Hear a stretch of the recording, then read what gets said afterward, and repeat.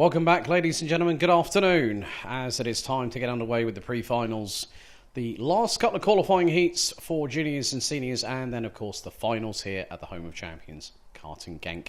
For round 3, day 1, BNL Karting Series 2025. Temperatures have increased over the course of the lunch break. We are approaching very quickly towards 30 degrees Celsius air temperature. There is a breeze in the air in the Limburg region at the home of champions. And more again, well, of course, the circuit that we are racing at this weekend. Let's give you another reminder. If you haven't been tuning in with us on the BNL Karting Series YouTube channel over the course of today, it is a fantastic facility that has been now in operation for what is now its 5th decade. Having started in 1984, having a major revamp to the circuit you see now in the mid-2000s, it's hosted every single kind of international karting event, from arrive and drive to rental karts and so much more, and is also the home of the BNL Karting Series, Rotax Max Challenge Belgium, and of course the Rotax Golden Trophy, which has hosted. It's also a previous host of the Rotax Grand Festival in years past, and it really is a circuit that needs no real introduction. So, time to get underway with our first pre-final of the weekend. It's Mini Max and Mini Max Rookie. One qualifying heat, but it is now going to be 7 minutes plus an additional lap to find out how the grid will stack up in the final later on. Here is your starting grid based on the results from the qualifying heat earlier on today. Austin Amann and Tom Reed will be on the front row of the grid, ahead of Finn Albert Jorgensen and Leo Livings. Dayan Habits and Harry Radcliffe will occupy row 3, ahead of Logan Rolfe and Aran Qureshi. Julian Dimmer will be joined by Mick Klinkers, ahead of Ari Kallenberg and Andreas Jellerup, with Oliver Spencer and Leon Herbos. Malte Holm, Attika Asifmir, Leonard Köster, Mikael Gottschalk, Tian Vesnever, Lucian Smith, Arlo Gamble, Kian Hay, Sebastian de Moisac, as there you see the top two in the Minimax Rookie side of things at the moment. Kian Hay on 217, Arlo Gamble on 159 points respectively. Sebastian de Moisac, Paul Dussard, Noah Stayhalder, Felix Chang, Mila de Kalsmaker, Ryan Rampadella, Tren van Melk, Sasha Aljabral, Augustin Hanik, Conrad Doyle and Riley Morrow. Morrow still leads the championship going into the final later on this afternoon. 211 plays Austin Amann, 208 with Tom Reed from Strawberry Racing, rounding out your top 3 on 202 points.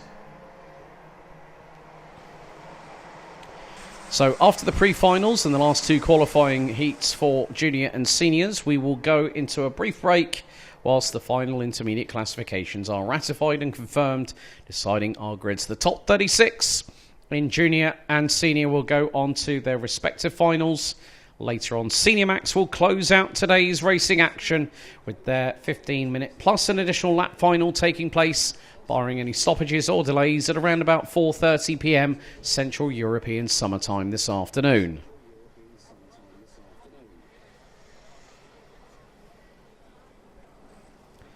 So the drivers are under starters' orders. 33 Minimax and Minimax Rookie drivers here at the home of champions. Air temperature 28 degrees centigrade, as there's a traffic jam going through turn 10 as everyone getting into their respective grid positions ahead of their penultimate race of this weekend.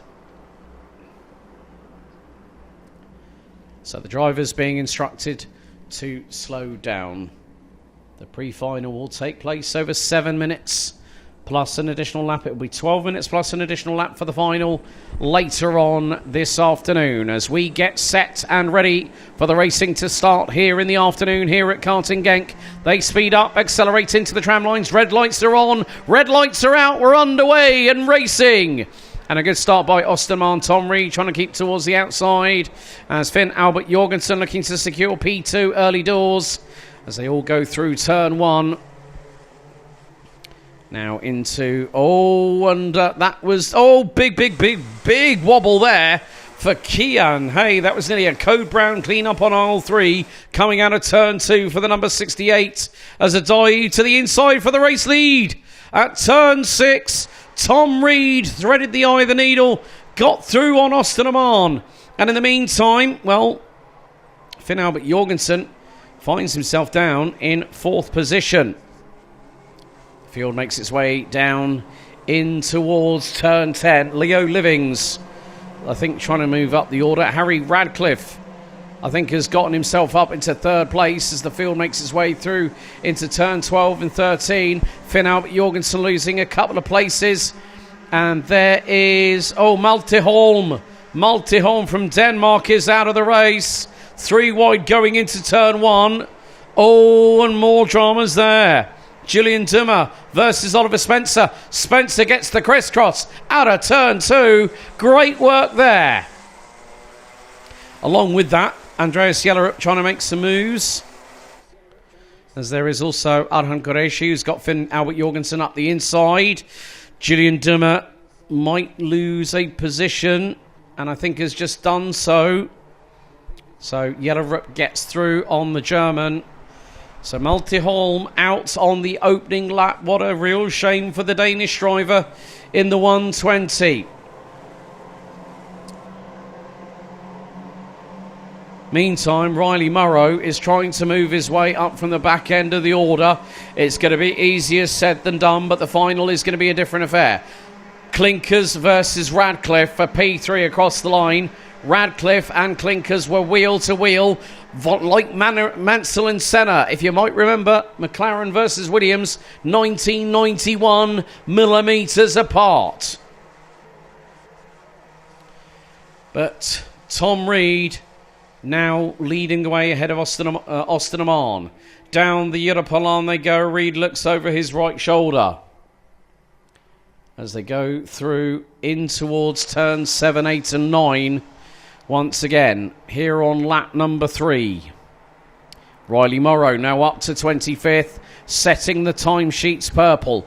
Fastest in the opening sector overall. Will it be the same in sector number 2? Not quite, but still a very consistent lap from Riley Morrow. His fastest lap so far, a 1 minute, 0.275, as Mick Clinkers has started to pull a gap over Harry Radcliffe a little bit further back. Looks like a few drivers, including Leo Livings, who's tumbled all the way down to 17th position. Atika Massivmir. Black flag. Black flag for Riley Morrow. Has been given the black flag. I've just seen by race control. Now there is a yellow. We've got a yellow at. There's one driver who has scarpered away from turn 8. There is another cart to the left-hand side of the circuit. So that has brought the marshals into action. And it looks like it might be Noah Stayhalder and Trent Van Malik that were involved. Meantime, across the line we go, completing this next lap. And Tom Reed now brings us on to lap number 5. He's fractionally ahead of Osterman, who is looking to get through. And at the moment, Oman trying everything in the playbook to make sure that happens, but Tom Reed is saying otherwise.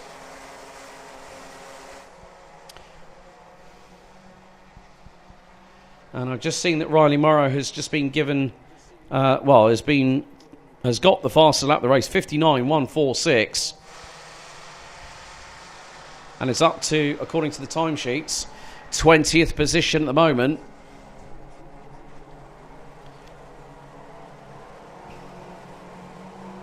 But Tom Reed holding on to that race lead at the moment. Not by much, but it's enough.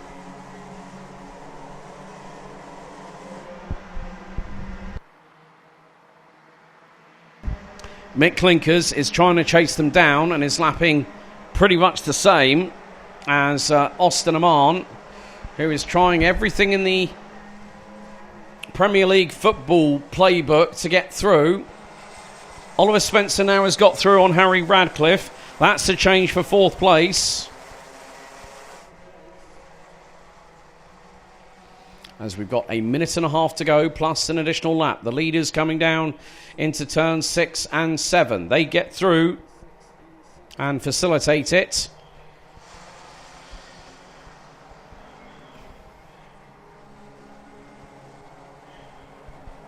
So once again, the 122 of Riley Morrow being shown the black flag on the Digi flag, just over the start-finish line.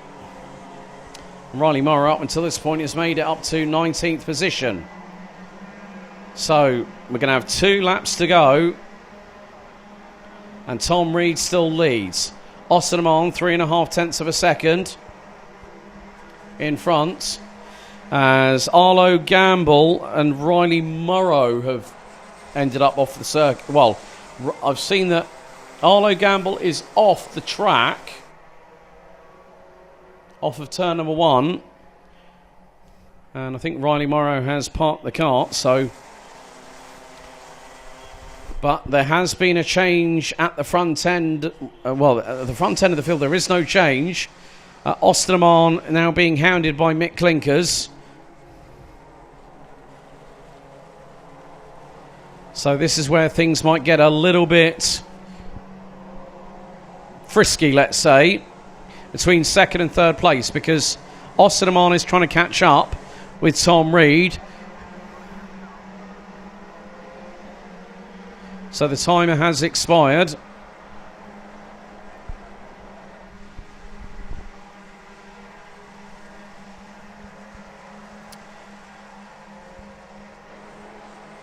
But still, this is going to give a window of opportunity to, I think, Mick Clinkers here. Because he's about a kart length and a half behind Austin Oman. Make that a kart length. Then that closes up as they go down the Europalan at over 95 kph. Into turn 6, 7. Then into the sweeper at 8. Before the short shoot up to the left-hand hairpin here at 9.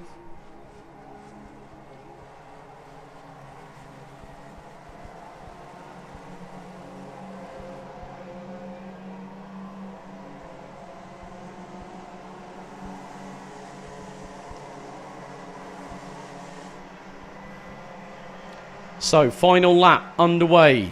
Tom Reed, 3 tenths ahead. Harry Radcliffe battling away with Logan Rolfe, who looked for a move up the inside. And now he's going to try through turn 2. Great move there by the 153 of Andreas Jellerup to take the position away from Harry Radcliffe. And there is Logan Rolfe in the 114. Part of the Synergy team. Julian Dimmer is right on the back of this. This is a 4-way squabble over what is 5th on the road, as Logan Rolfe is going to get through. And that is job done on Harry Radcliffe. Julian Dimmer trying to throw it around the outside at turn 9. The German unable to do so on the Formula K chassis. As we are fast coming to the conclusion of this race. But it's going to be the run out of the final corner. Who's going to get it? It's going to be Tom Reed. Tom Reed wins the pre-final by 0.133 of a second. Osterman, P2. Mick Clinkers from 10th on the grid to finish P3. Oliver Spencer, that's another great performance in only his second race, since earlier on this week he was announced to join SP Motorsport from 13th on the grid to finish 4th on the road. Andreas Jellerup also another one making significant inroads there. From P12 to P5, head of Logan Rolfe, Harry Radcliffe, Julian Dimmer, Finn Albert Jorgensen and Lucian Smith rounding out your top 10. Leo Livings in 11th, head of Ali Kallenberg with Ahan Qureshi, Leon Herbos and Atika Asifmir rounding out your top 15. Lennart Köster, Tian Vesneyer, Paul Dussart, Kian Hay, and Canada's Sebastian Demoisac round out the top 20. Ryan Rampadanath finishing ahead of Felix Chang from Chinese Taipei and the island of Taiwan. Sasha Al-Jabrail, Augusta Hanik, and Mila de Karsmaker round out the 25 finishers. Dejan Habits, Conrad Doyle and Mikko Gottschalk we lost with 1 lap to go. Arlo Gamble and Riley Morrow out with 4 laps remaining, with Noah Stehauder, Tren van Melk and Malte Holm unfortunately also out of the race.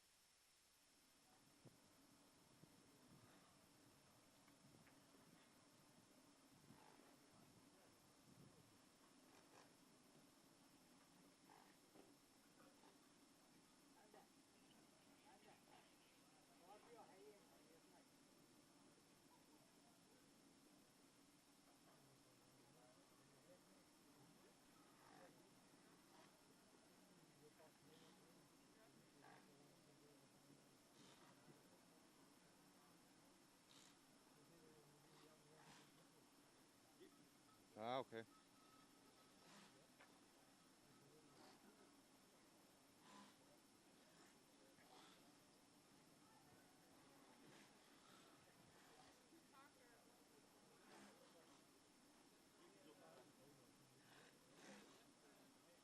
Estás conmigo, Nuno?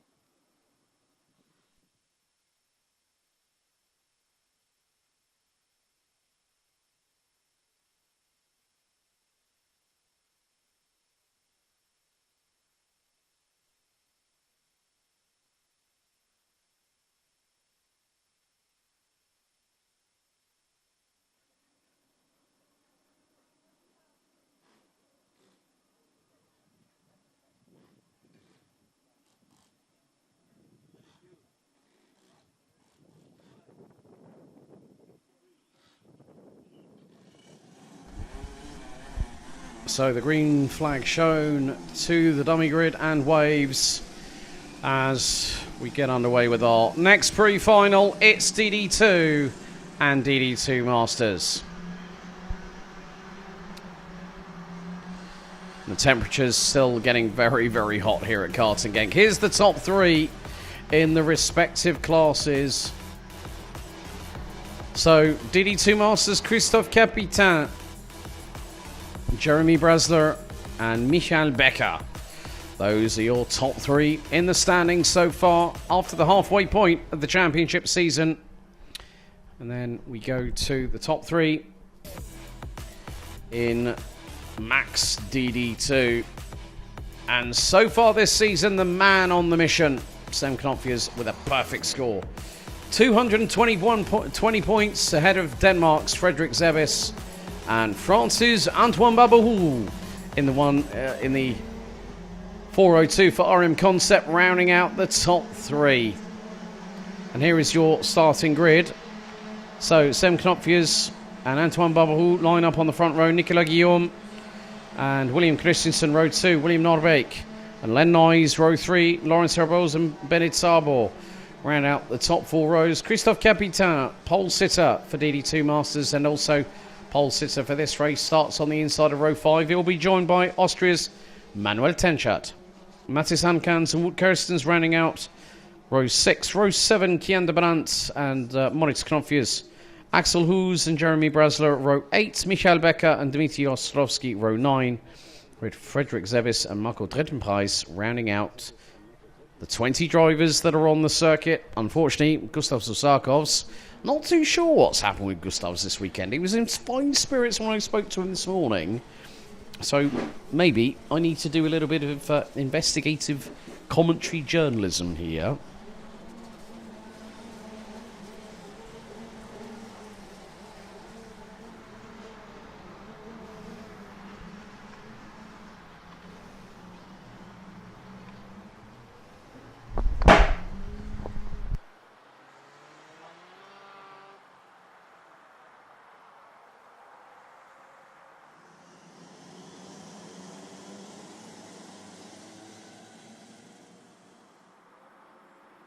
So the revs rise and we go green flag racing here at Karting Genk for 10 minutes plus an additional lap, as Guillaume has already steamrolled his way through to second position early. That's a good start from the 444 as they make their way up through in towards turn 5 for the first time. So Knopfjes leads, Babourou in third behind Guillaume. Knopfjes goes to cover off Guillaume going into turn 6. Nearly 3 wide, fanning out at the back of the field as they make their way through into turn 8.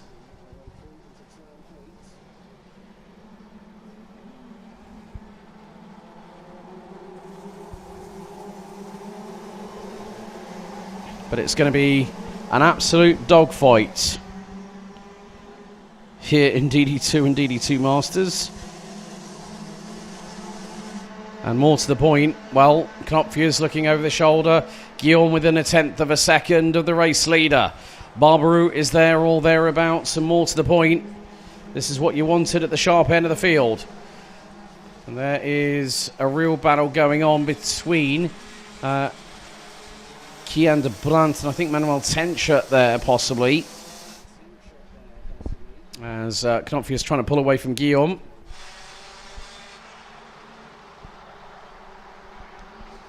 But the gap between the man from Dams Racing and the driver behind on the Kart Republic chassis for SP Motorsports, it's not much. Lawrence Herbose trying to close in on Antoine Babahou. William Christensen passed on William Norbeek. Len Nyes, Bendit Sabo, Christophe Capitan and Manuel Tencha round out your top 10. As they come through to complete lap 2. Knopfler is still holding a dominant grasp on proceedings. He's extended the gap by over double ahead of Nicolas Guillaume as they go through into 1, into 2.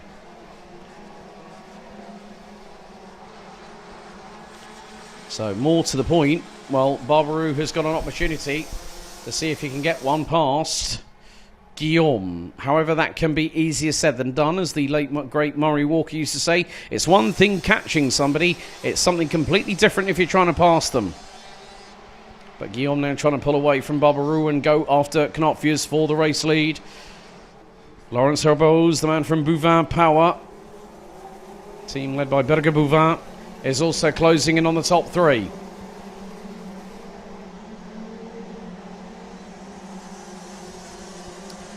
This is where things can get very, very interesting at the front end of the field. As Barbarou, with a lunge and a half, gets through on Nicolas Guillaume. That is second for the driver from RM Concept. Manuel Tencha, fastest lap of the race, 54.992. Well, it shows that the Austrian has still got the spring in his step. William Norbeek now responds with the fastest opening sector of the race so far. Guillaume now trying to get back at Barbarou, but the pair of them are losing time. Knopfler only needs to do a couple of good sectors, and he will be away and clear.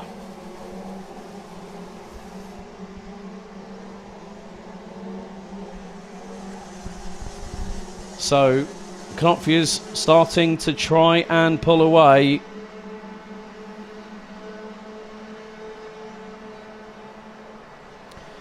And with the air temperature and the heat, this stifling heat that these drivers are being pressurized under, it's about, the adrenaline is going to be coursing through their veins and pushing them forward, as they'll be encouraged by some of the mechanics that might be on the grandstand. Some will be on the gantry just off of turn number 13.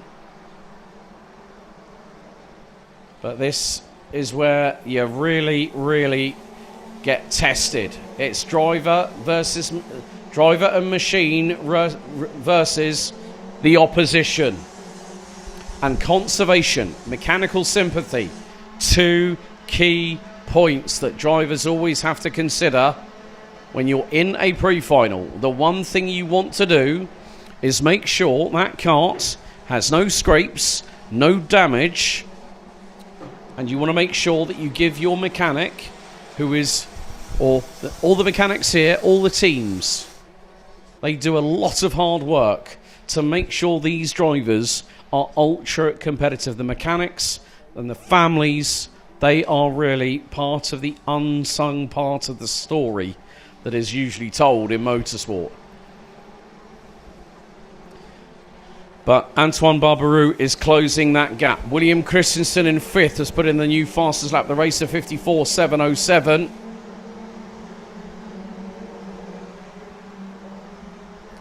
And is starting to close on Lawrence Herbose on the Tony kart in 4th.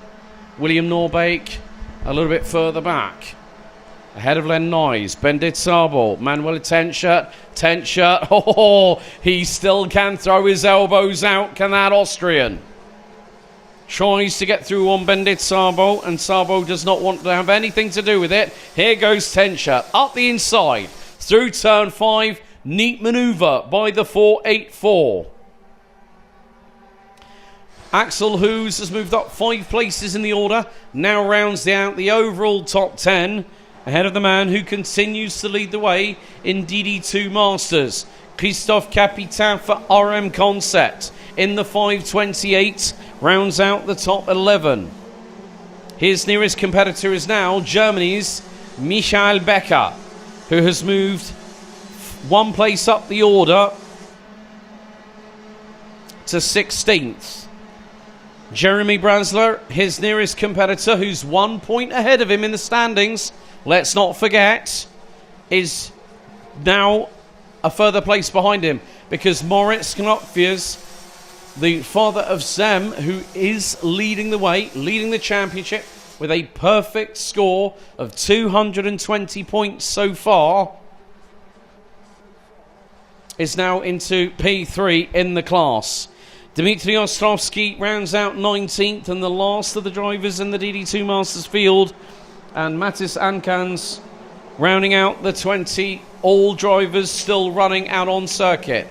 2 minutes and 40 seconds, plus an additional lap remains in this pre-final for DD2 and DD2 Masters.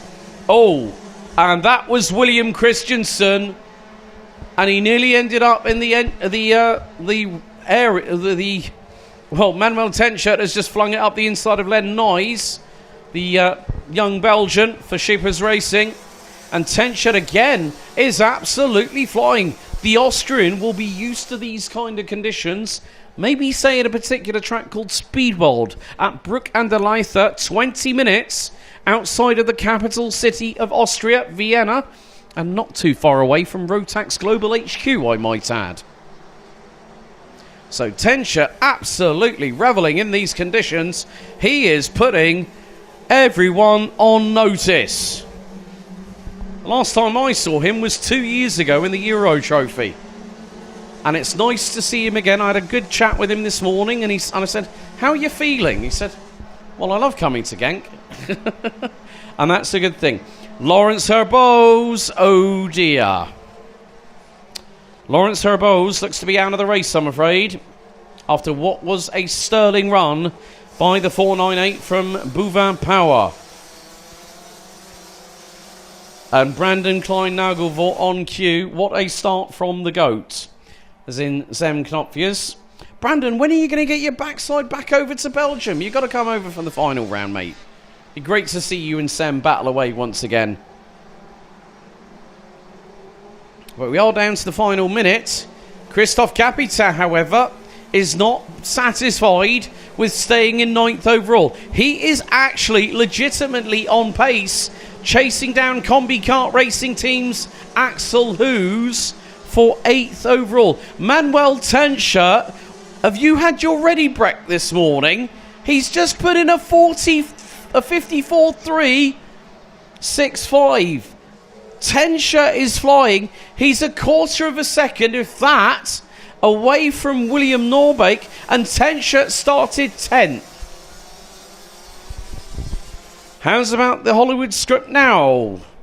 Ripped up into multiple pieces and thrown straight in the dustbin.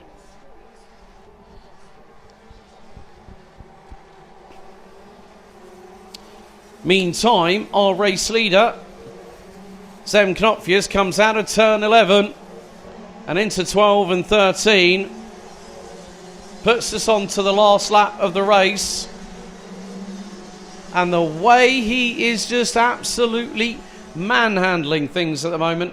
I remember the days back of Xander Schriblak, who I know's here, and Glenn Van Parijs back in the day.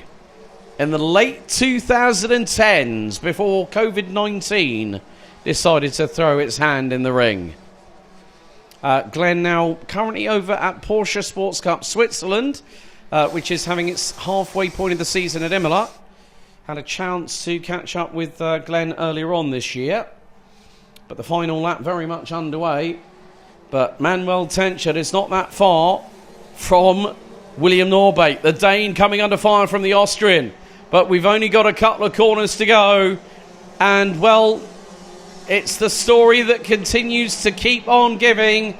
Knopfjers victorious in dominant fashion here in the pre-final.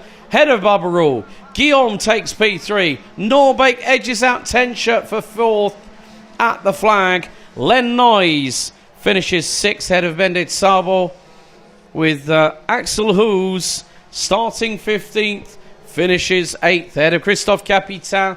Another one for the Frenchman's books to class a victory.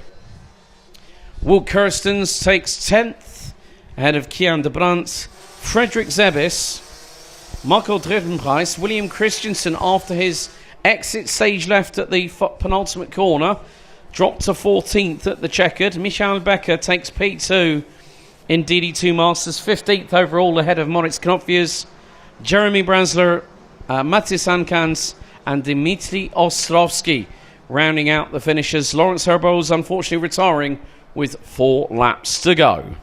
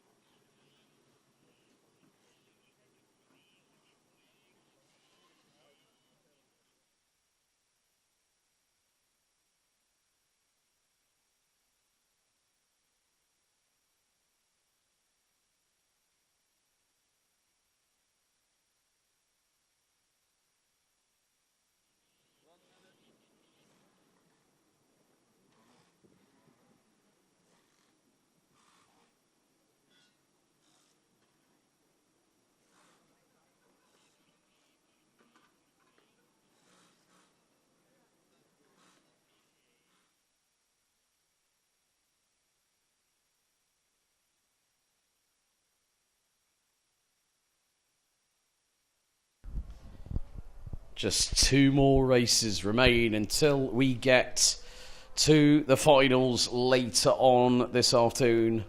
And they will start at 3:15 local time here at the Home of Champions. Thank you everyone too that has also been watching on the BNL Karting Series YouTube channel all the way over the course of this morning and now this afternoon. We will be with you all the way through until about 4:45 this afternoon.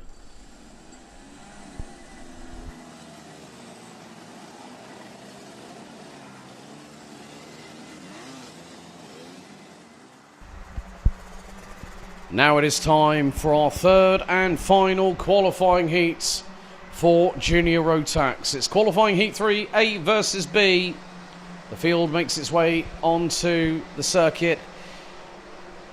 This clockwise 1.36 kilometre, 13 turn location, nestled deep in the heart of Limburg. And time again to remind you of our top 3 in the championship coming into this round of the season. And once again, it's birthday boy, 14 years of age today, Jacob Ashcroft on 217 points. Can Vince van der Hollen become the new championship leader at the end of today? Well, we'll find out later on as Noah Barham rounds out the top 3. So the starting grid will be as follows.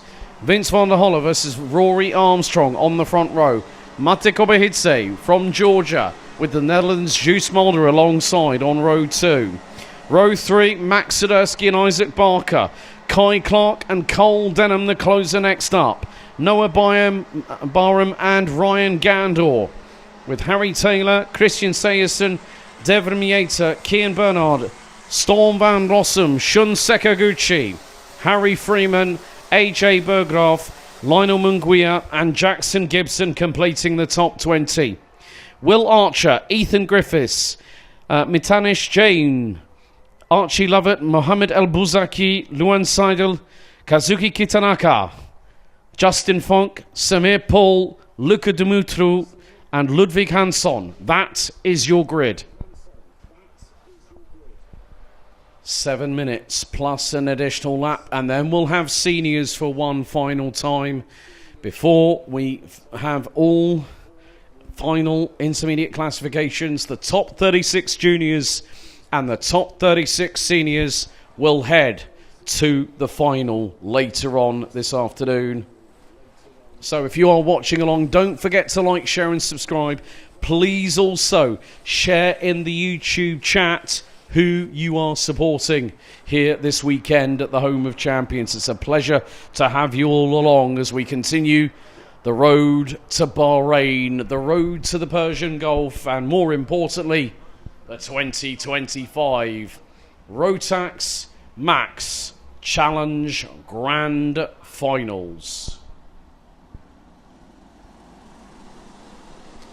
So 7 minutes plus an additional lap. The drivers come out of the final corner into the tram lines. Revs up, lights on, full start. So full start has been called. So race director Manuel Branco deciding to send all drivers round once again. That is the first full start of the meeting. So pretty good showing so far up until this point. But with the temperatures now, I just looked at the temperature display on my phone. 30 degrees centigrade. It's hot. It is very, very hot. And we still have got more hotter temperatures to come. So, new formation lap. But Rory Armstrong has already... Well, looking back, it was Rory Armstrong that won the opening qualifying heat. Bran van der Weyken won heat 2. If Van der Halle becomes the third different winner, it goes to count back who will be... Well, Bran van der Weyken would not be on the front row of the grid. It would be Van der Halle and Armstrong on the front row. If Armstrong can get the perfect start, do a number on Van der Halle, get the lead early and pull away, that's his best opportunity of being on pole position for the final. So, second time of asking. Red lights on the gantry. Yellow flashing amber light for the full start has been extinguished. So, the drivers come out of the final corner. We're revs up. We're lights on. Lights are out. We're underway. So, it's the run down into turn one. Armstrong trying to keep wheel to wheel with Van der Hollen as they go through the opening corner. Multiple drivers having to use the runoff area. Going out of turn number one as they fan through. 3, 4 wide nearly coming out of turn two. Oh my goodness me, that was very, very close. But it's a good start from Van der Holle, from Armstrong, from Kobahidze. As a couple of drivers squeezing each other. Going down the Europalan. That's not where you want to have that moment happen. As one driver getting a little bit wide coming out of turn number 8. And I think that might have been Cole Denham, the closer. As several drivers getting a bit switchy under braking. These tyres are being literally put through the ringer. But after the opening lap, it is going to be Rory Armstrong that now leads, and it's a Dan Holland Racing 1-2. George's Matic Obahidze has also got through on Vince van der Holle. This means that if things stay as they are, it's effectively going to put Armstrong on pole, Van der Holen P2, maybe might put Bran van der Weken as Kobahidze looks to the inside of the man from Northern Ireland. And Armstrong gets his head down, puts the pedal to the metal and gets away from Kobahidze. Kobahidze is now the bottle in the cork. I know it's stand vacuable like that. That's a wine bottle reference there, my friend. But Kobahidze has got the pace. He's in his second year as a junior and really starting to make everything starting to click for the 244 from Dan Holland Racing. Now he's going defensive. Up the inside goes Kai Clark on Vince van der Holle. And now here comes Max Swiderski. And Swiderski and van der Holle know each other well. Kai Clark through for second. Incredible stuff there from the man from KR Sports. Van der Holle retakes third place away from Matic Kobahidze. It's musical chairs, Junior Max style at the front end of the field. And now the train is getting longer. But Armstrong has got a little bit of a window at the end. He's got a little bit of window, a little bit of light at the end of the tunnel. But Kai Clark is chasing him down. Christian Sejersen down in 12th is now the fastest driver out on track. Someone's kicked up the dust coming out of turn number 8. Devlin Yates has dropped all the way down to 30th. As we've got just over 4 minutes to go. Archie Lovett and Harry Freeman in the midfield are fastest of anybody in the opening first and second sectors. And Harry Freeman has just done a 57.6 flat. New fastest lap of the race. And I've got a feeling that while Armstrong is going to be looking over his shoulder very quickly, because Kai Clark on that last lap took nearly a tenth out of him. And there is Cole Denham right behind Ryan Gandor, who's overtaken the 294 for position. And that is for 8th. They've got Isaac Barker just in front. Jus Mulder now in 6th. So there's going to be more changes afoot here. Oh, that is a brave move round the outside at turn 9. That was Christian Sejersen. How on earth did the Dane pull off a move like that?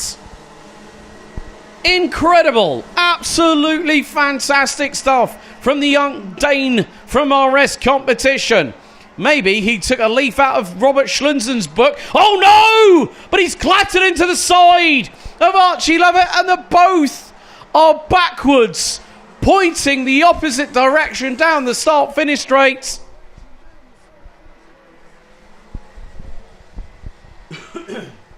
In the meantime, that means we've got yellow flags at Marshall Post 7 off of turn numbers 12 and 13. We've had another 2 carts on the start-finish straight. So Lionel Munguia and Ludwig Hansson, I think, might have come together. So we've had 2 successive incidents. So Ryan Gandor's got a black and white warning flag. Isaac Barker has also got a warning flag. But two big incidents. Hang on, there's more dramas as well. There's more dramas. Who else? Justin Funk and Samir Paul. Oh, this final race has again... The main thing that there's one thing that I always tend to say. There's a sense of urgency and there's a sense of desperation. The desperation has come in for quite a few drivers. So Archie Lovett out, Lionel Munguia out, Ludwig Hansson out, along with Samir Paul and Justin Funk. Kai Clark is leading. Rory Armstrong's racing so far is going to put him effectively at this moment on provisional pole position for the final. Mate Kobahidze doing a sterling job is the youngster from Georgia. Was P5. And we've had the red flag. Red flag has called a stop to proceedings.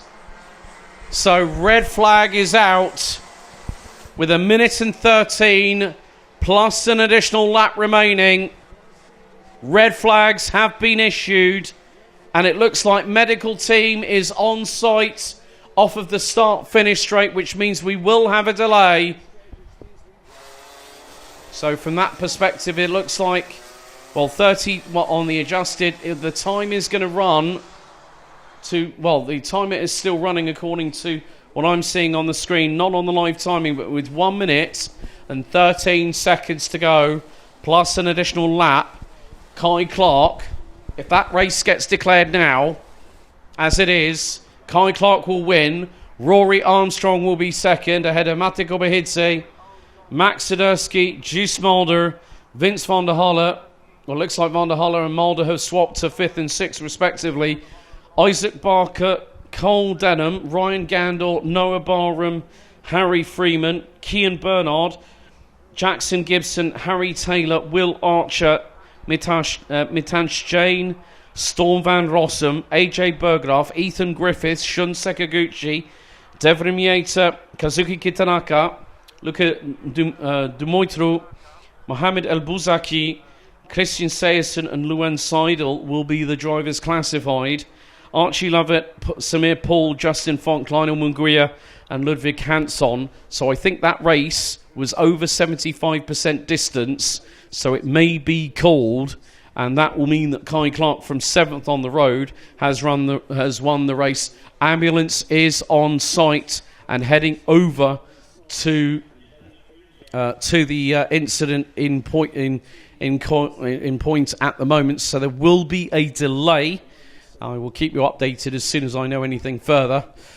So red flag has been called on qualifying heat 3, A versus B for Junior Max. So it looks like we will have a delay as the ambulance is there on the start-finish straight, attending to a medical incident that is requiring its full attention.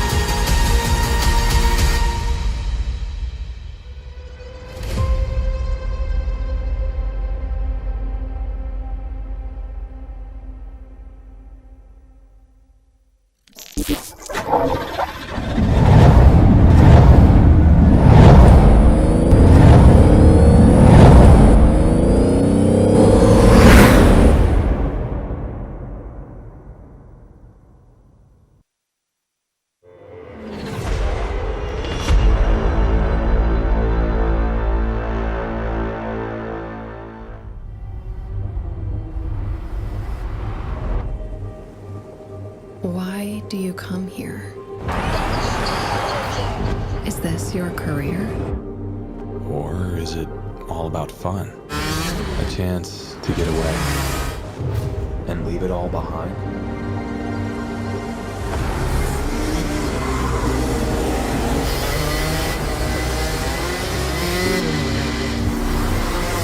Or do you chase your personal best?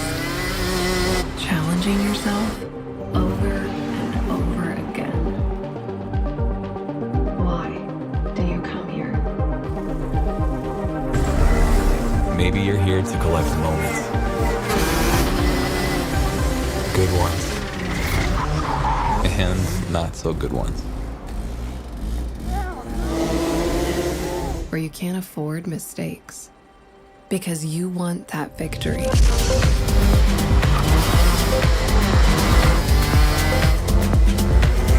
It's all about this one moment when the hard work finally pays off.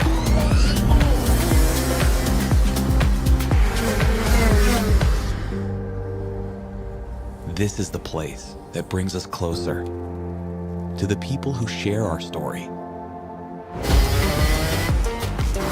Whoever we are, Whatever we're here for, racing is who we are.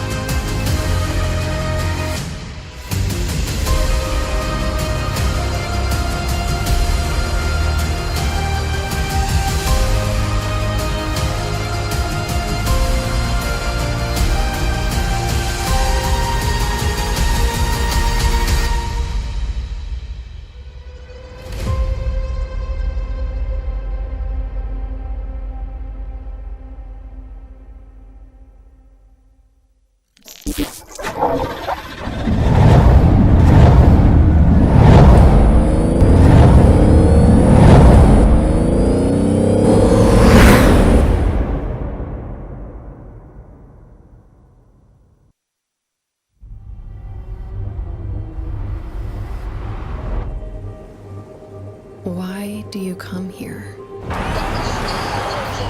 Is this your career? Or is it all about fun? A chance to get away and leave it all behind?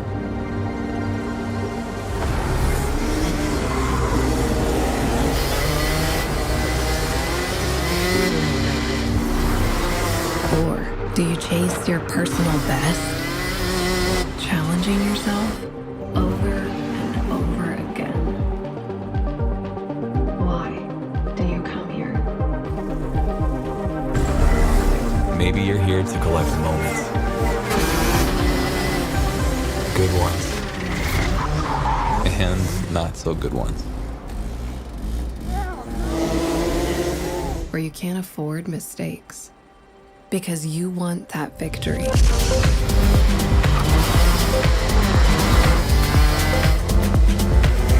It's all about this one moment when the hard work finally pays off.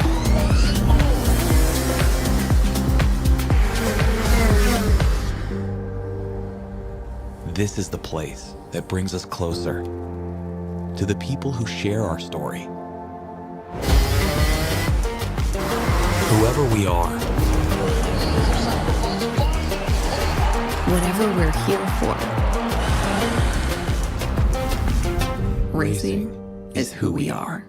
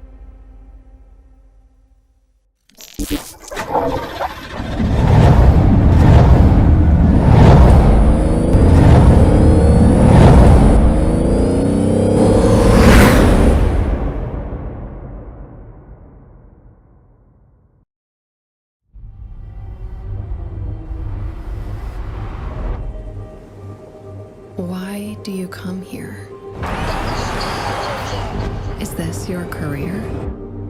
Or is it all about fun? A chance to get away and leave it all behind?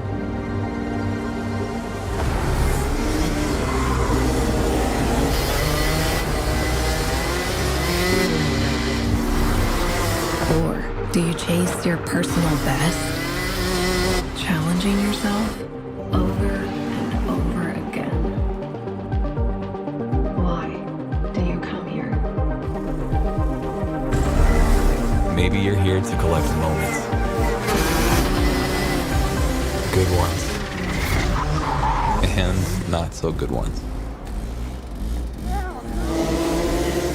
Or you can't afford mistakes because you want that victory.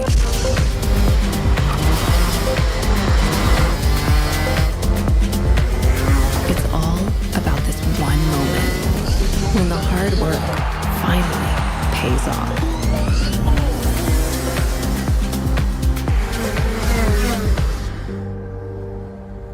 This is the place that brings us closer to the people who share our story. Whoever we are, Whatever we're here for,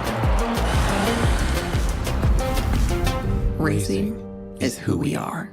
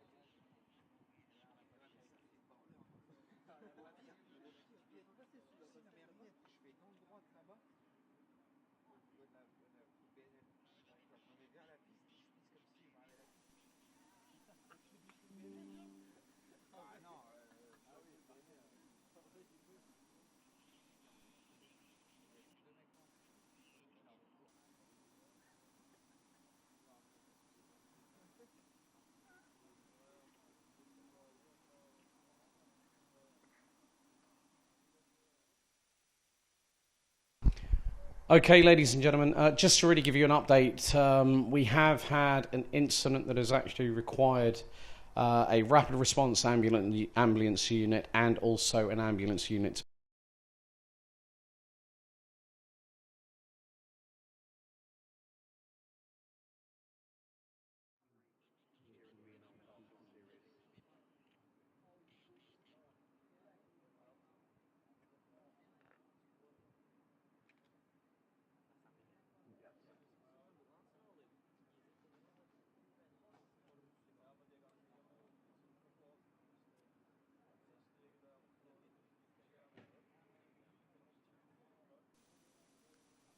No, no, já estou eu no ar.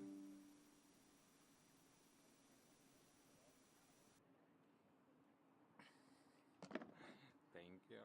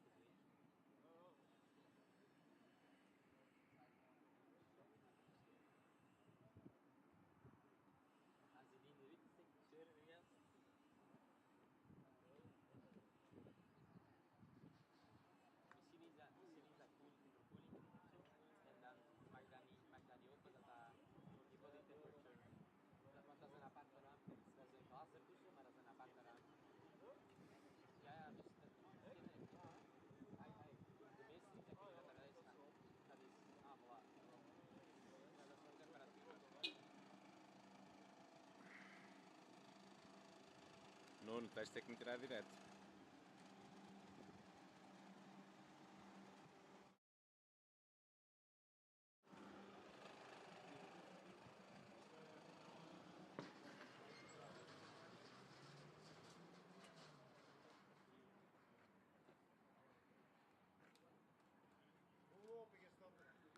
No, no.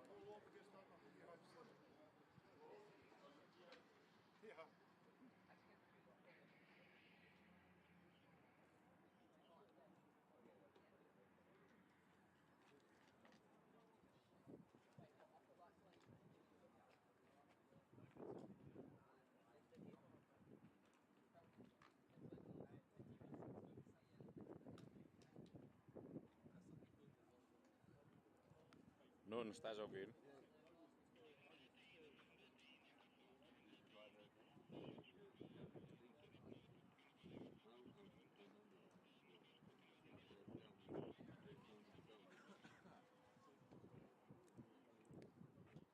Ok, é que passou aqui um jeep, eu tive que me levantar.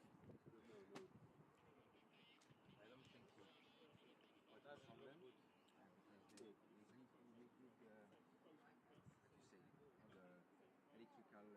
Oh, fuck. Yeah. Oh, wow. Yeah.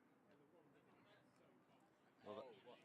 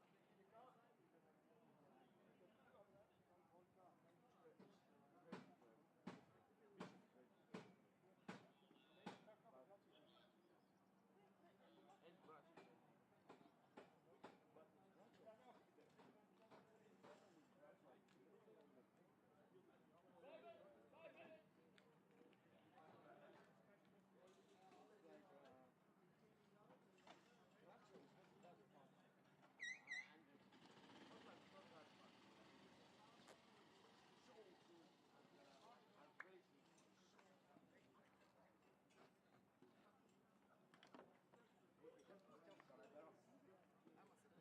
Thanks, mate.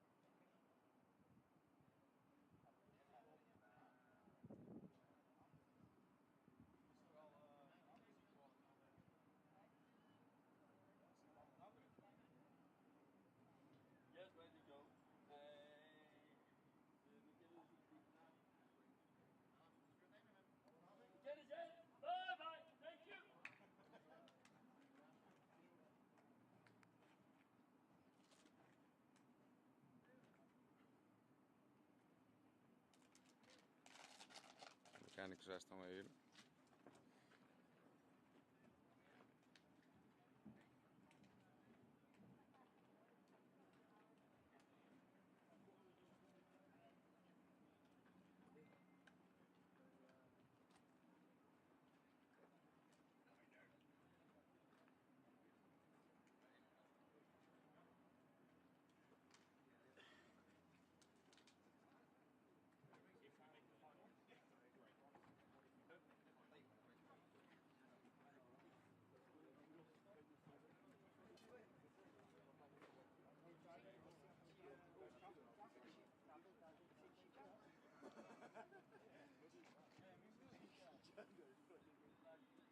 Mais là, de toute façon, il est en sport parce que mon pilote est contraire. Il sait qu'on le fait. Et gros, je suis parti en cours, j'avais les dents et tout. Et là, rien. J'étais en train de lui parler. Ambulance. Ja. Ils sont partis, je sais pas comment ils avaient fait. Mick staat mee hier op de camera's.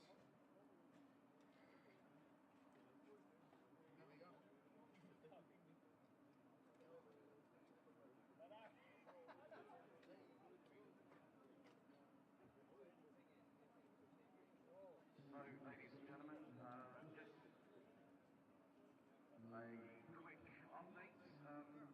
have a rapid response vehicle moving over to Douglas Garcia again, connected to the driver.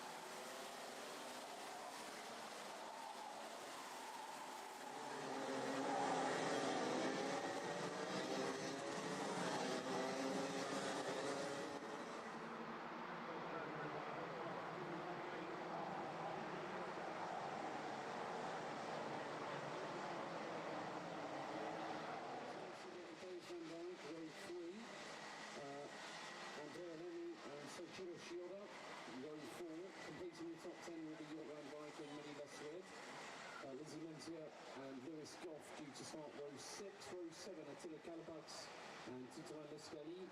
Ed Nielsen and Armand Hamilton. Row 8. Row 9, Ollie Wise and William Pemble. Lloyd Hare and Toffee Krotov will round out the top 20. Completing the 32 strong grid will be as follows. Tina Potier, Sacha N, Tito Rocher, Aida Schmeta, Dante Sima, Taylor Lemoigne, Brian Kodos, Doris Leclerc, Cameron Nelson, Charlie Smith, Anya Lavar, and Sverre Urban starting at the back end of the field.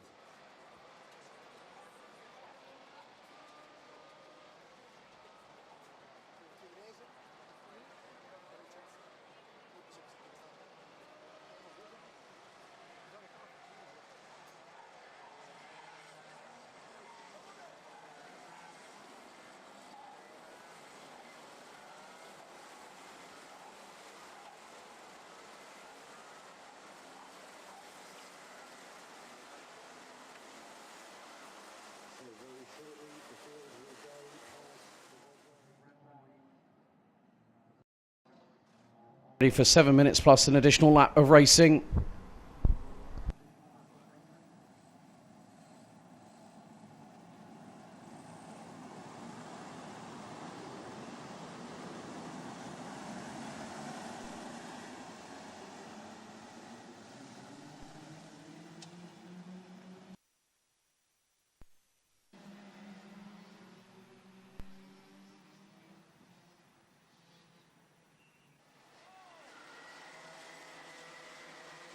So the race has gotten underway. Several drivers having dramas, some slowing down and actually breaking down here in the extreme heat.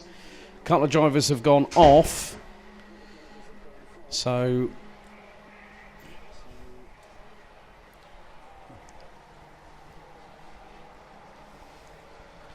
one of which would have been the 361 going off the circuit.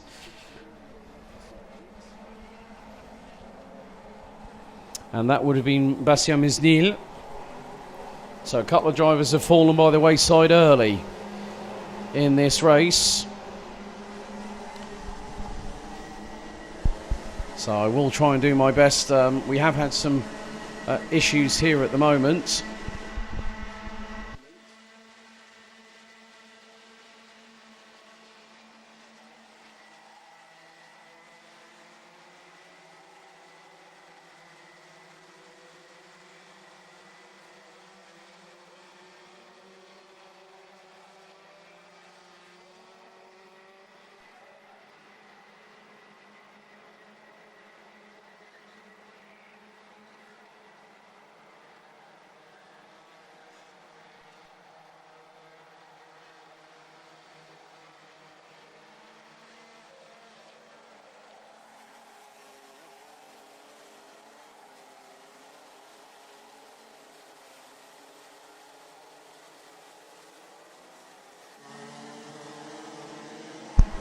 Right, so the drivers really trying to, in this extreme heat, that the conditions have been a test for everybody.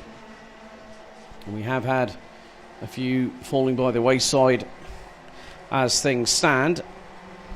As Tino Sidler battling away, looks like Mehdi Lassued in the 352 for G-Kart 53.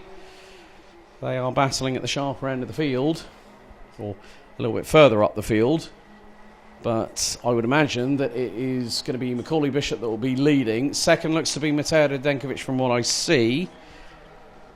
Third place, possibly Taze van Wyk, I would have thought. So Bishop is leading, Radenkovic, I think it was Sochiro Shioda actually that might be P3 at the moment, as there's more battling happening up and down the order. Ollie Wise in the 356, who was 17th at the start, is also trying to move up the order.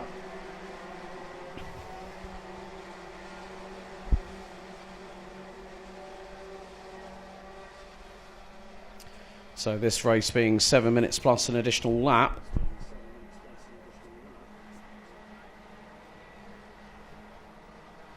So at the moment, Macaulay Bishop doing everything that he can to stay ahead of the rest of the opposition and put himself in the best place possible.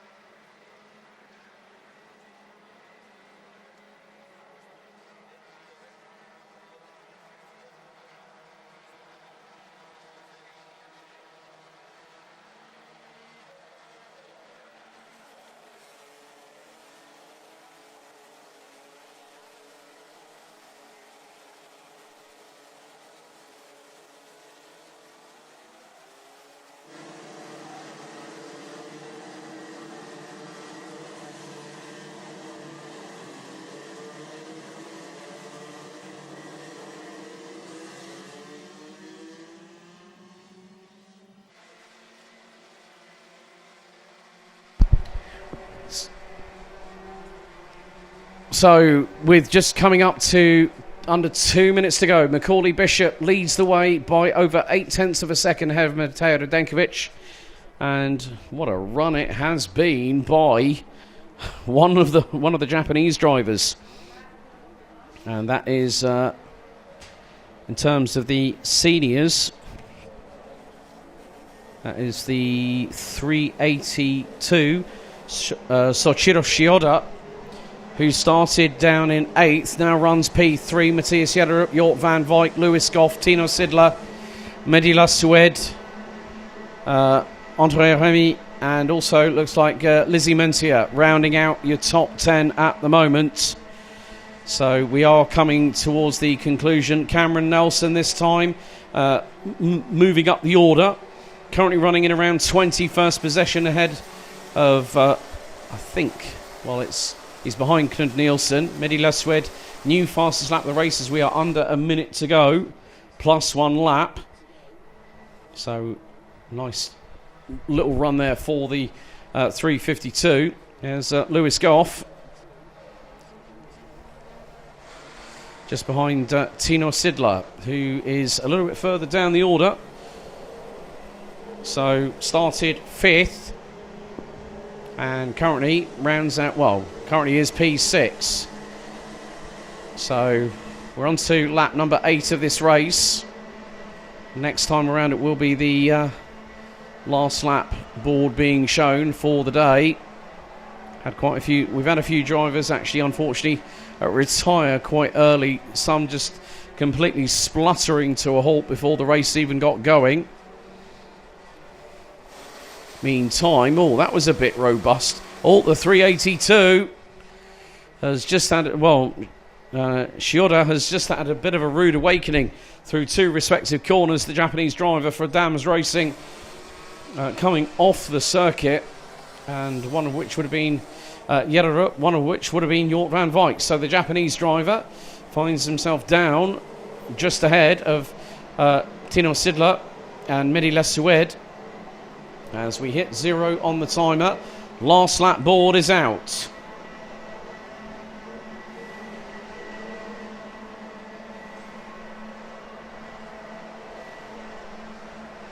Macaulay Bishop still leading Mateo Radenkovic, and Bishop sets the fastest lap of the race, 55.097.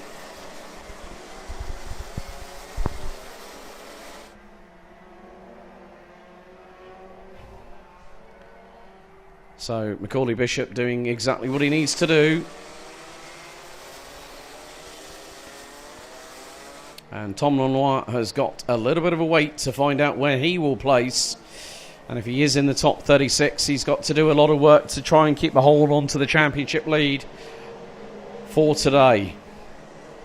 But it's going to be coming out of the final 2 corners. Macaulay Bishop once again takes a victory And that is more than pretty much assuring that he will be on pole position for the final later on. So I know that we are running quite a bit behind schedule, obviously, with the ambulance being on the scene from the local hospital. But Macaulay Bishop, after just over 12.2 kilometres, wins ahead of Mateo Radenkovic. Matthias Jallerup rounding out the top three, ahead of Jort van Wijk, and Sochiro Shioda rounding out fifth, ahead of Tino Sidler, Mehdi Lassued, Lewis Goff, Andrea Remy, Titouan Lescali, Thijs van Wijk, and Ollie Wise completing your top 12 on the road, covered by just over 8.8 seconds after 9 laps of racing.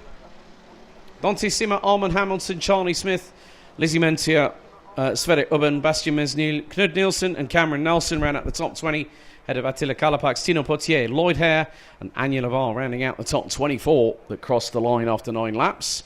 Tino Lomagne, Rain Kairos, Trofim Krotov, Adi Schmitter, Laurie Legris and Titouan Hochet rounding out the 30 strong, completing the race distance. But Macaulay Bishop 2 from 2 in the qualifying heats. That puts him on pole for the finals later on.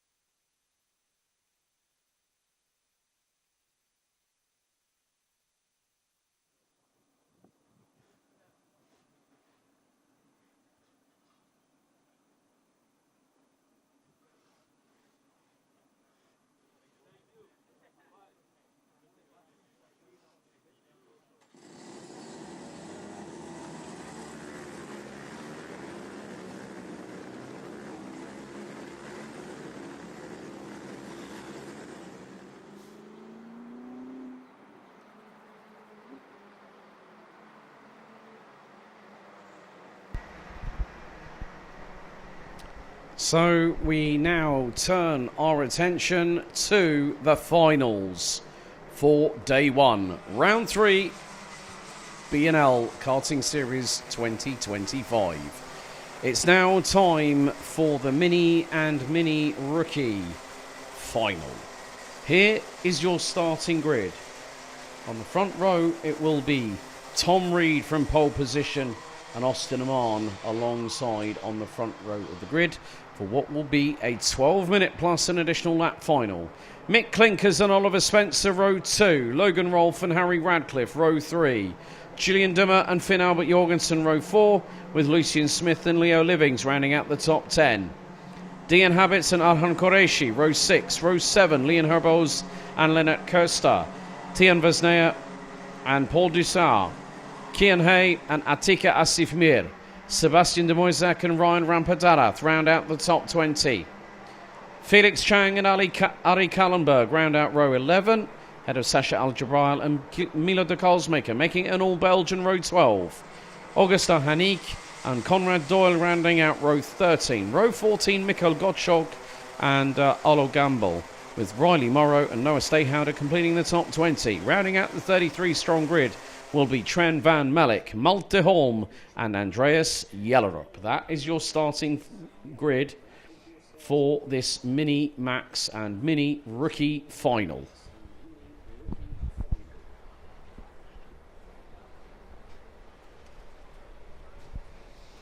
And at this moment in time, Riley Morrow from 29th on the grid has to do one of the biggest comeback drives in that young driver's career right here, right now. And with his main championship rivals on the front row, it's advantage Tom Reed and Austin Oman.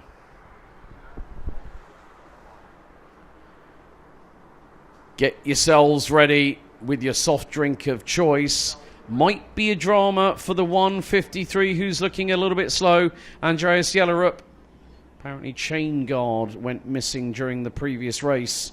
So the Dane demoted to the back of the grid. However, red lights on the gantry. We will go racing this time for the final, which starts now. Green light. We go, and we're underway and racing around the outside of Tom Reed. Tries to go Austin Amon. Oh, and Austin Amon's been turned. And someone else clatters into him. Austin Amon suffers drama in the opening lap of the race. Tom Reed has been given the biggest advantage known to a driver. So Austin Amon tried to keep it around the outside of Tom Reed. Through turn 1, got a tag on the right rear. And then double bubble, Austin Amon got 2 bits of trouble there. Oliver Spencer now, I think, is moved his way up to P2. As now the squabbles start up and down the order.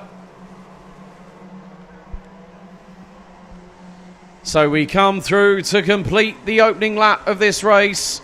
And now it's everyone for themselves. And Tom Reed has got a lead over Oliver Spencer to the tune of nearly a quarter of a second. Logan Rolfe now P3. Clinkers nearly making it 3 wide. Round the outside goes Lucian Smith. Lucian Smith started 9th and now finds himself in the top 5. Here goes the 131 of Dean Habits from Belgium. Julian Dummer from Germany is also there. But look at the top 2. They have broken away. And Lucian Smith, I think, might now be up into 3rd position. As Oliver Spencer now takes the lead from Tom Reed.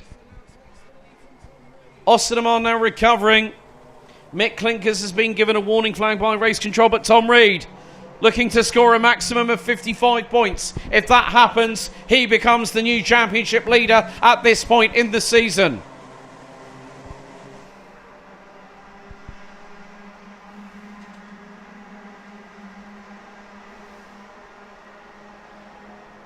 But even if,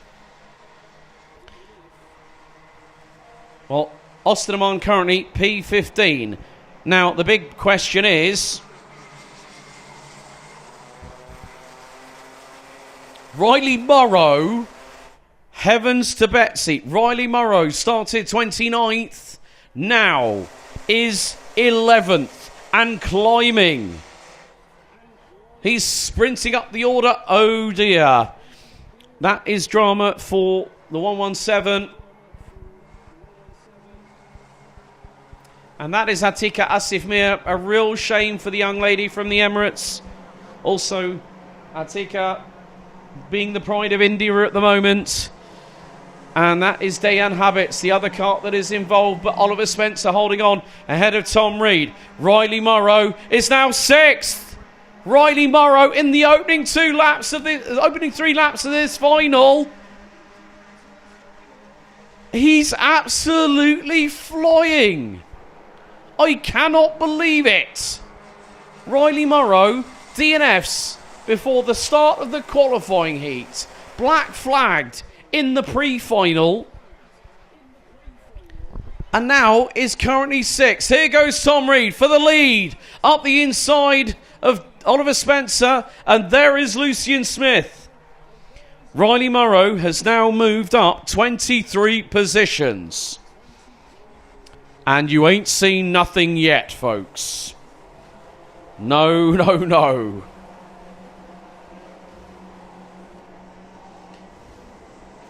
This is where now we're cooking on gas, as they would say, up north. And at the moment, well, Tom Reed would go on to 257 points. Now, where is Riley Morrow? Still currently P6, but it could be 5th very, very shortly. So 48 points. That'll put him on 259. Austin Amon is currently down in 11th position at the moment, so he's probably going to end up being overtaken for 2nd in the championship standings. So 7 minutes, 7.25 minutes to go, plus an additional lap. And at the moment, Tom Reed would be on 254. Riley Morrow at the minute, now P5. And that would put him, I would probably say, over 260 points this season.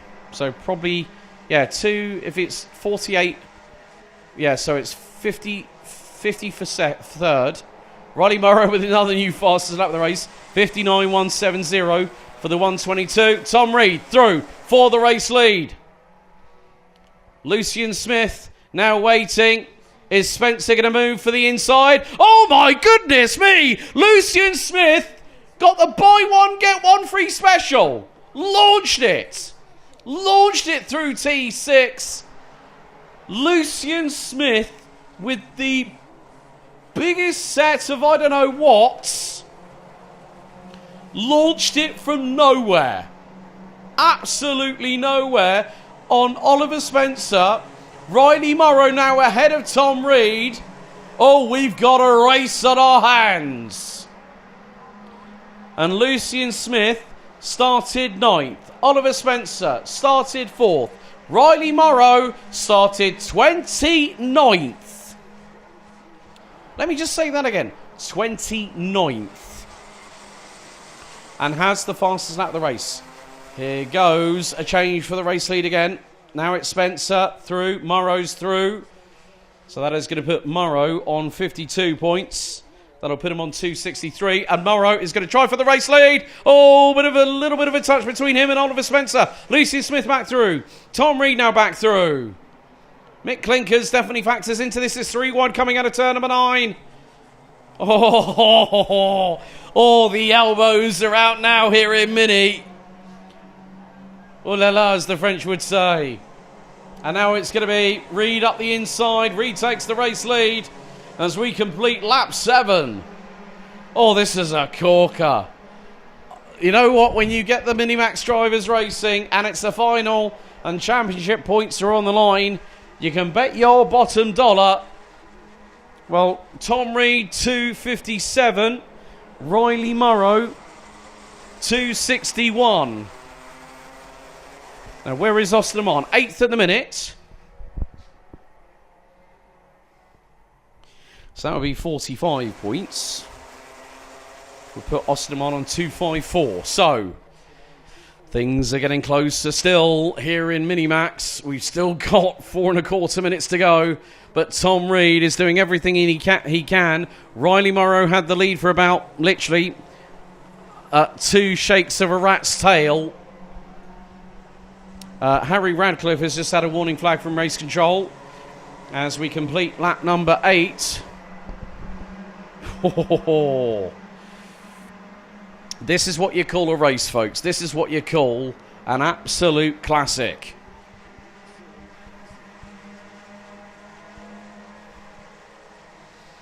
Now, Riley Morrow has got through on Lucian Smith. So the driver from Sam Pollitt Racing now up to P2. That will put him on 263.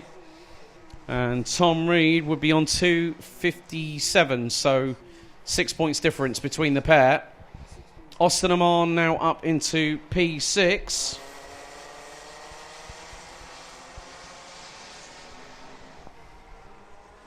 That'll put him on 255. Oh. All I could say is cry havoc and let slip the Minimax Dogs of War. This is a great race. But Morrow, can he do the unthinkable? Kind of reminds me of ex-F1 driver Roberto Merhi for Team Velarex at the second round of the Autobac Super GT Championship. Their best lap got disallowed during qualifying, had no end of dramas, came back from 29th to win the race. Now, Riley Morrow is getting closer every single time. Finn Albert Jorgensen now up to P7. Lennart Köster from Germany now P10. Andreas Jellerup and Trent van Malik, they've stormed up the order. Andreas Jellerup up 18 places from 33rd on the grid. But I think it's a case of if, not when. Austin Amon now through on Oliver Spencer. That will be 49 points to him. And that'll be 257. So, Tom Reed, what's the gap between him and Riley Morrow? 2.5 tenths. Leon Herbose now gets a warning flag from race control. And Oliver Spencer hanging on to what I think now is... He's now 4th, so he's ahead of Austin Amon, who drops down to 5th place. But Riley Morrow has 90 seconds plus moment there for Lucian Smith. I think it... Well, no, it's not. It's not... there's Logan Rolfe there, actually. So we've got the battle between Oliver Spencer, Austin Amon, Logan Rolfe, Finn Albert Jorgensen, the young Dane. So things are getting very, very close indeed. Temperature in the air now 31 degrees centigrade. And these drivers are putting on a hell of a show as Riley Morrow again trying to get through on Tom Reed. The number 110 from Strawberry Racing holding his racing line at the moment as they head through as Finn Albert Jorgensen sets the new fastest lap of the race, 58.927. Morrow for the lead!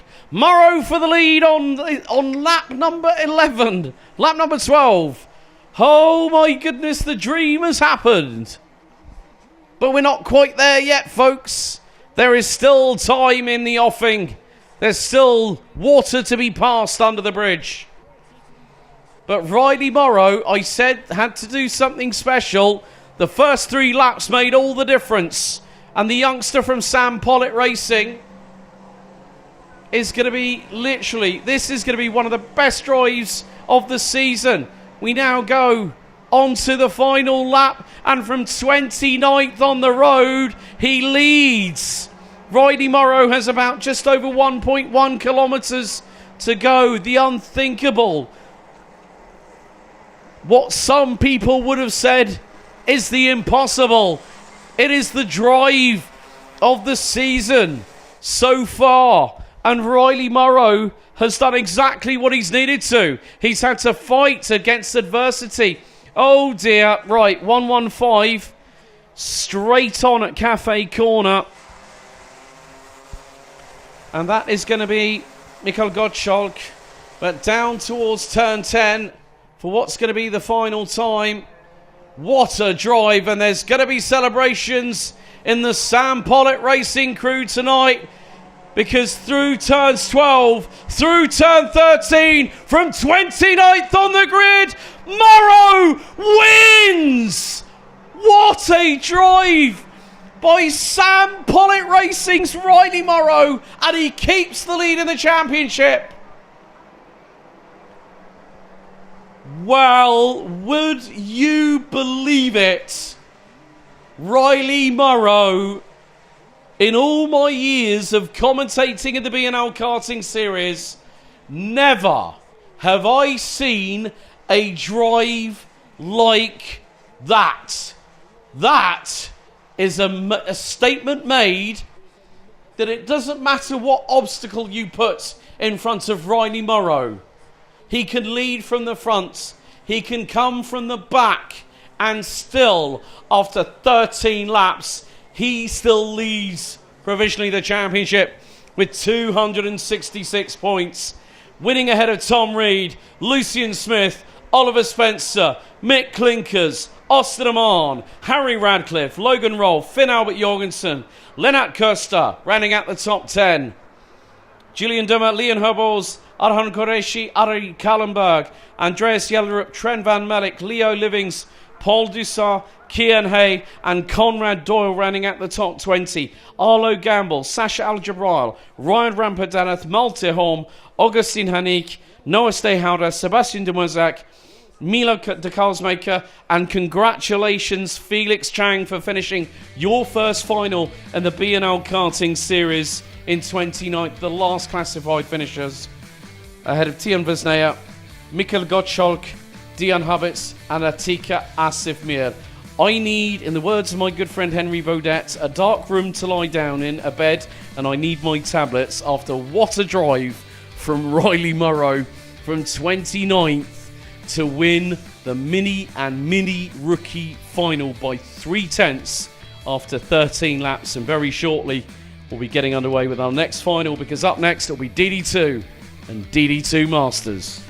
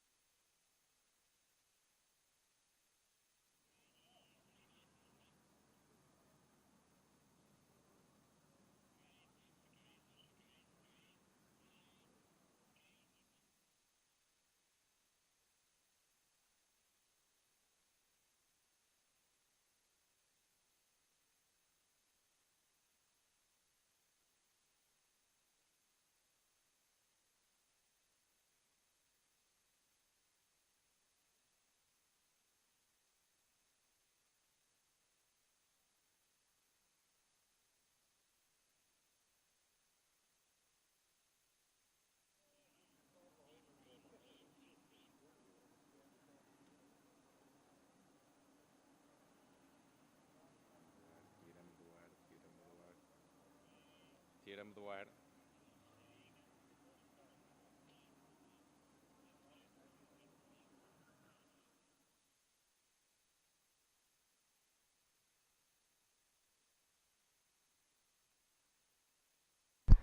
Now that I've had time to digest that, Jen Wade, good afternoon.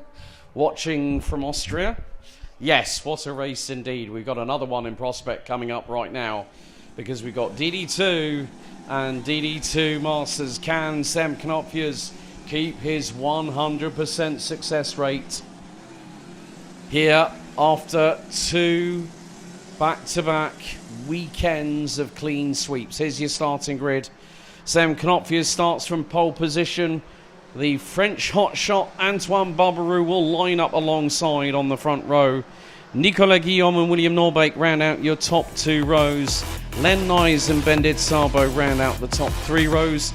And here at the moment is your top 3 in the respective classes. Christophe Capitan, will he keep the lead in DD2 Masters? We'll find out after this one.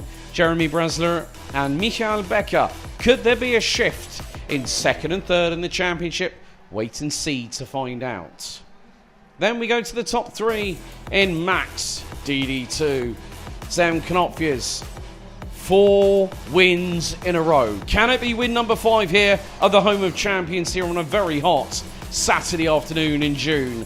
Frederick Zebis, the youngster from Denmark, and Antoine Barbaroux, one of France's hallowed talents in DD2 in Rotax, is going to be looking to see if he can break the win streak. So, Gustav Susakov, I did message Yanis earlier and say, what's going on? Haven't heard a dicky bird from him, but never mind. If Gustav's is ill, I can understand that completely. So, Len Nyes and Bendit Sabo will be on row 3. Axel Hoos and Christophe Capitan. Row 4, Manuel Atenchert and Frederick Zebis will be on row number 5, completing your top 10. Head of Michael Rittenpreis and Michael Becker. Maurice Knopfjes and Jeremy Bresler make it an all DD2 Masters next row. Head of Mattis Ankans, Wood Kirstens, Kian de Brandt, Dimitri Ostrovsky, William Christensen and Lawrence Herbose round out your starters.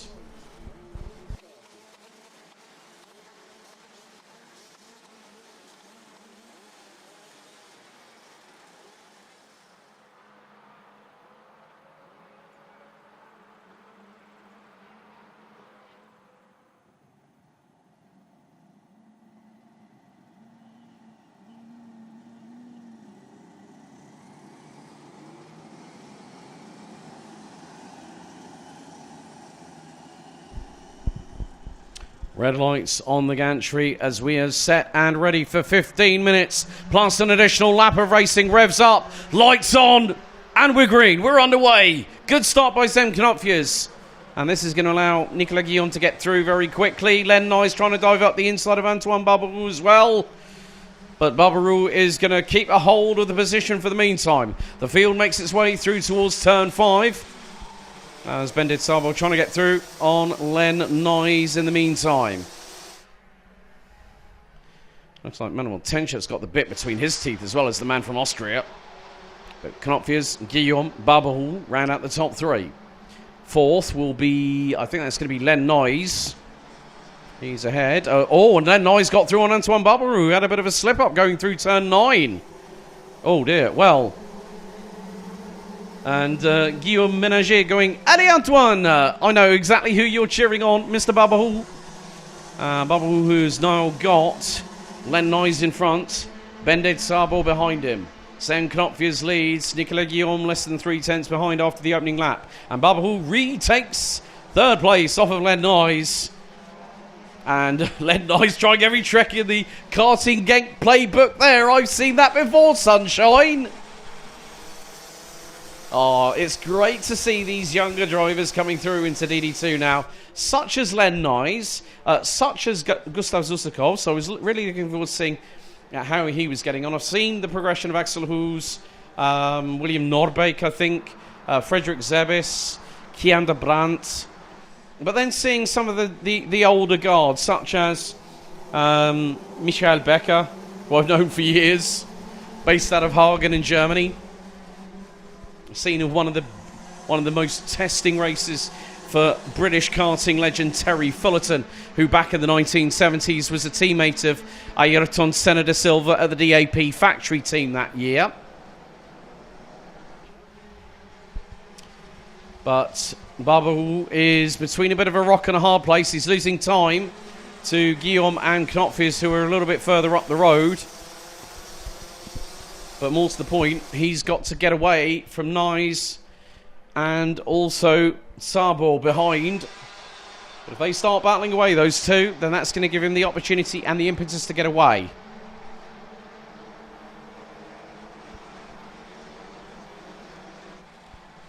And Guillaume keeping Knopfjes very, very honest. They have got previous. They did compete against each other for the DD2 Chrono Karting crown right up until the season finale last November. But Knopfjes keeping a hold of that lead. 3 laps in the books. Knopfjes calmly getting on with the business at hand. As Len Nyes up the inside, retakes third. Nearly opened the door for Bendit Sabo in the meantime to get through for fourth. However, Manuel Tencher, it's Mr. Fastest Lap Merchant back once again.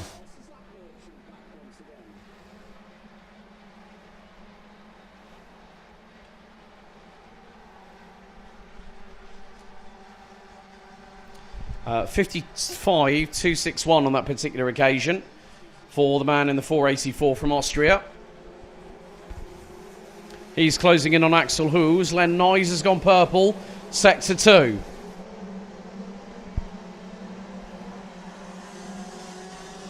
But there goes Bendit Sabo. Antoine Barbaroux is losing positions here and there. Now, where is Frederick Zebis in all of this? Frederick Zebis now 9th. Oh, here goes Axel Hoos. Barbaroux has to try and keep out of the way, keep out of any problematic situations that might come his way. And they're coming towards him from behind. Axel Hoos nearly dives to the inside of turn number 5. Down the Europolan. But then has to cover off Manuel Tencher going through off of turn 6. Allows Barbaroux to escape with a clean set of heels. Or a clean set of Mojo D5s thereof.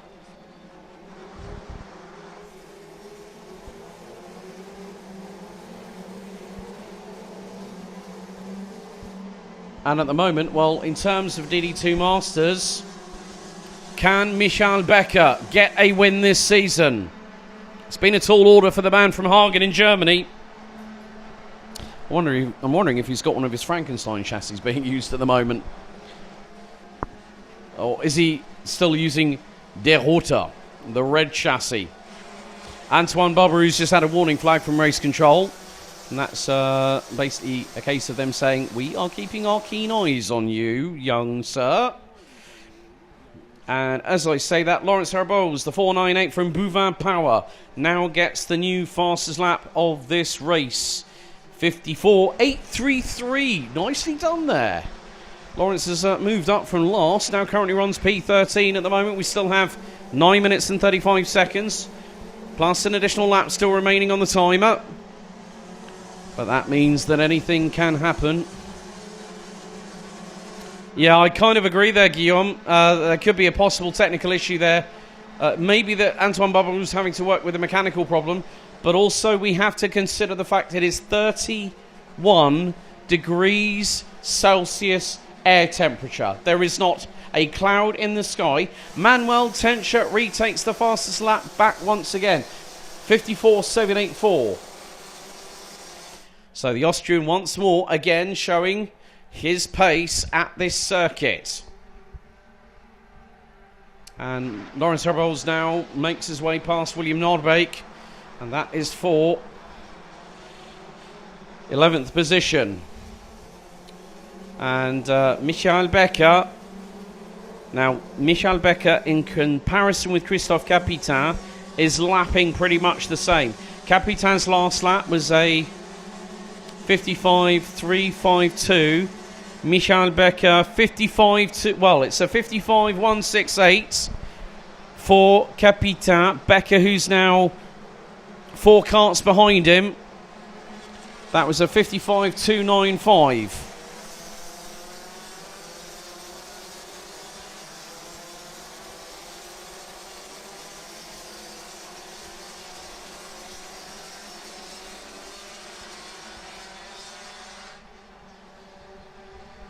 So I'm going to be keeping an eye on that at the moment. So we are fast approaching half time in this 15 minutes plus an additional lap final.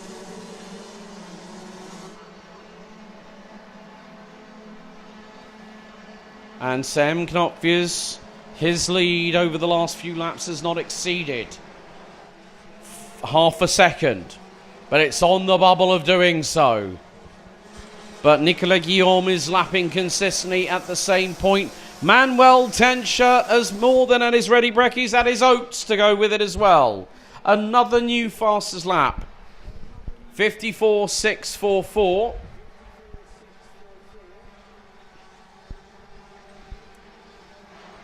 And it just goes to show how competitive DD2 since its introduction as a class, because Rotax did not have the belief of the chassis providers way back as history dictated it.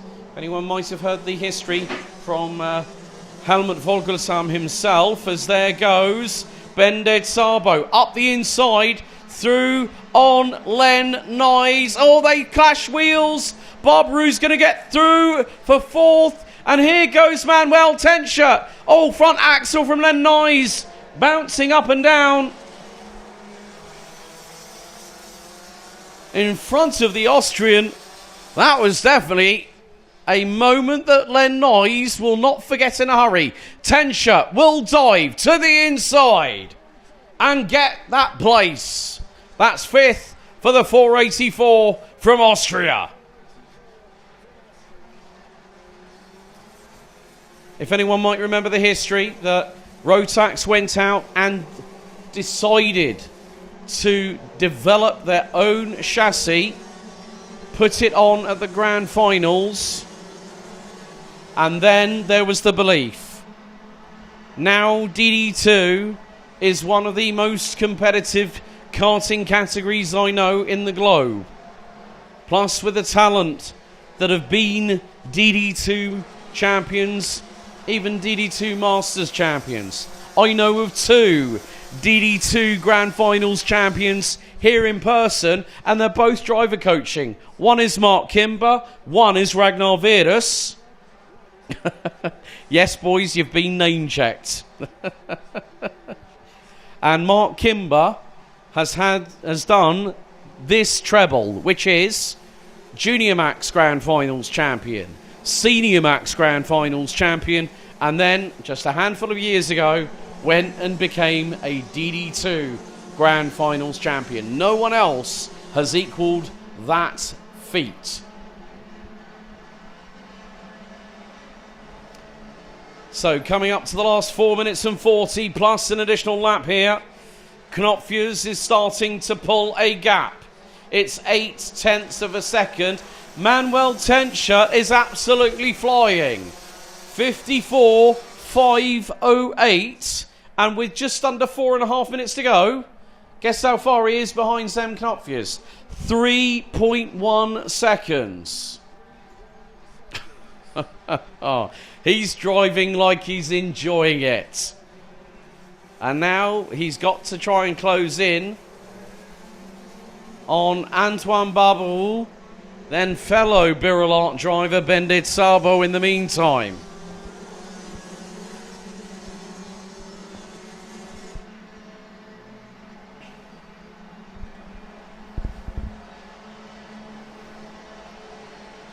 But Knopfjes doing everything in his power. The 420, the man from the Netherlands. It's also in competitions. Well, I mean, he was quite a late starter in karting. You know, I had an opportunity to get to know Zem last year during Chrono Karting, and the thing was he started quite late, but he was a quick learner,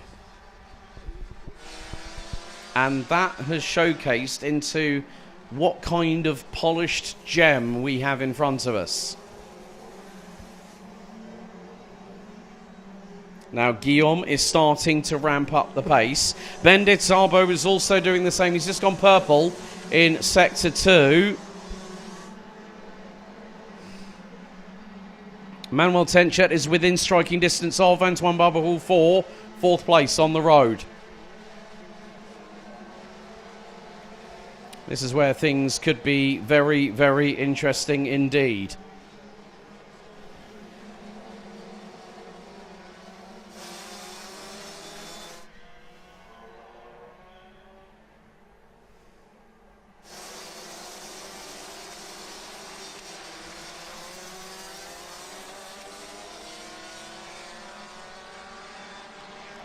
As there we go, it's happened. Tenchet got through on Barbaroux, and it was beautiful. It was poetry in motion, but Barbaroux is not going to let that place go to waste. And they have got a very hard charging Len Nye. He's not that far behind them.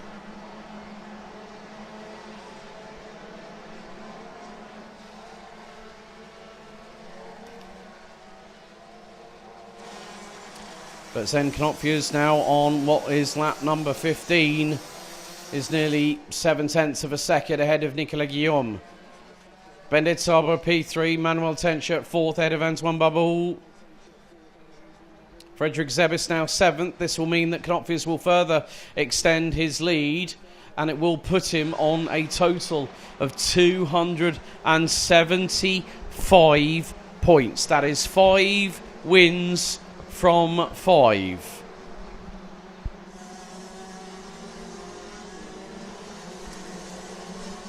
And I know that Jan Dams is looking on at the man that he's put in one of his carts and gone, right, I know what you're capable of. Let's go for it. Let's go and get some titles, some trophies to put on the mantelpiece. Manuel Tenchet, first driver to dip under 54.5 seconds, 54.472. And he was quicker than Antoine Barbaroux, who only just put in his personal best, was over a 10.5 slower. We head into the final 35 seconds, plus an additional lap. We've still got 2 more races to go. The 12-minute plus an additional lap Junior Max final, and then seniors to close the show here today. 15 minutes plus an additional lap.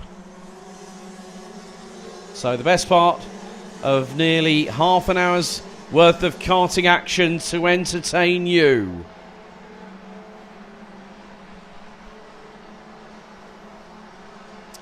And Nicolas Guillaume, oh my godfathers, Manuel Tenchet. I think he's had the most fastest laps in one race than any driver I've seen all weekend. That's probably going to be at least his 7th or 8th fastest lap. 54.368. Timer strikes 0, so next time around we will get the final lap board. And Zem Knopfjes is definitely not feeling the heat under the collar. He's soaking up the pressure like the proverbial sponge, as we will have 1.36 kilometres to go. So for the 18th and final time, we are on the last lap of the DD2 and the DD2 Masters final. Christophe Capitain will continue to lead DD2 Masters, but Michael Becker will overtake Jeremy Brasler in the points in DD2 Masters and go to 2nd in the standings. But when it was all said and done, there was one person that has done everything right, not put a foot wrong at all, and it is this man here, Zem Knopfjes, the pride of the Netherlands, the pride of Dams Racing, and what's more, has been very, very much unchallenged. A very different driver, a more complete package. Out of the final corner, its 100% success rate continues. Knopfjes once again takes victory, and with it the maximum 55 points. Zem Knopfjes. If only I could say one word, it would begin with a G and end with an E, and I won't say it. But my goodness me, that man there, 275 points.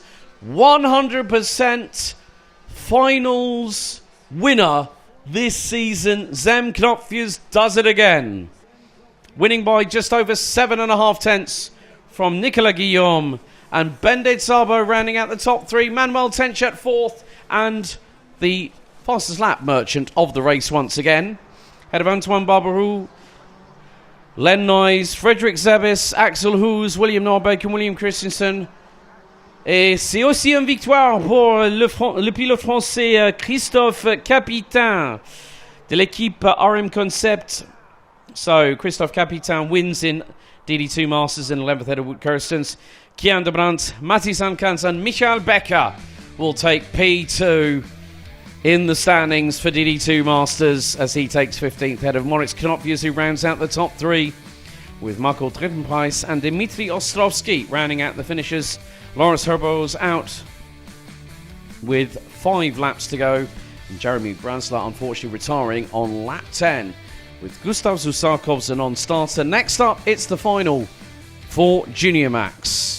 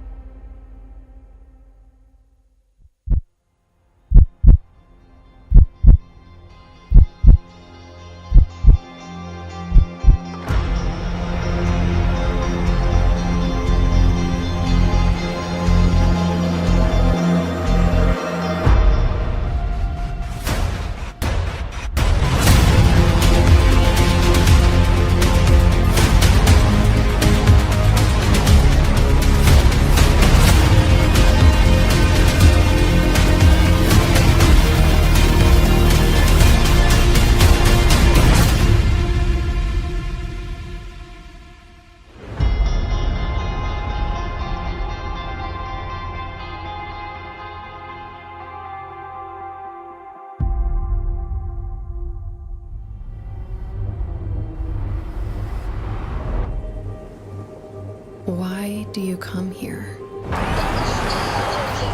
Is this your career? Or is it all about fun? A chance to get away and leave it all behind?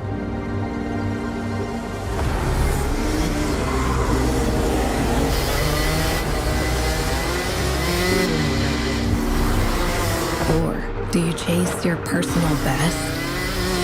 Challenging yourself over and over again. Why do you come here? Maybe you're here to collect moments. Good ones. And not so good ones. where you can't afford mistakes. Because you want that victory.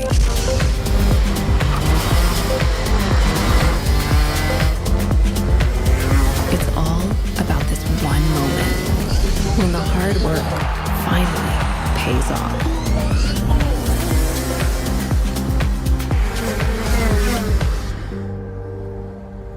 This is the place that brings us closer to the people who share our story.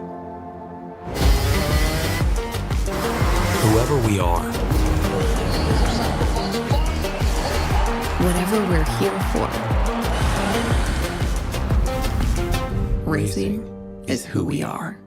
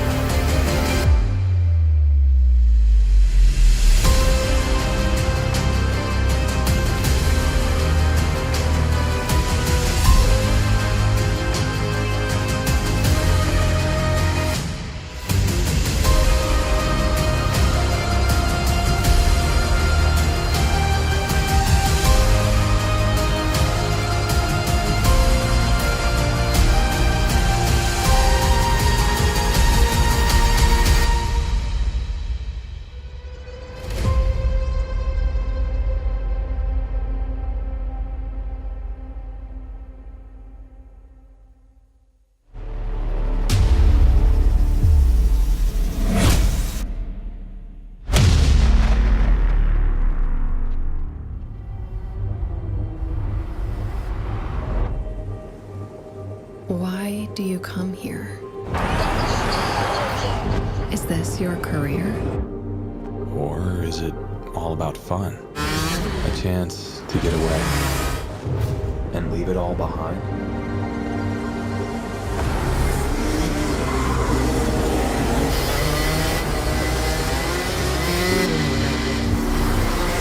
Or do you chase your personal best? Challenging yourself over and over again. Why do you come here? Maybe maybe you're here to collect moments. Good ones. And not so good ones. Where you can't afford mistakes. Because you want that victory.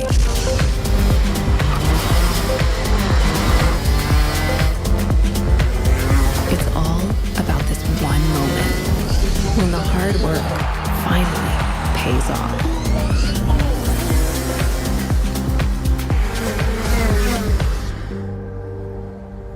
This is the place that brings us closer to the people who share our story.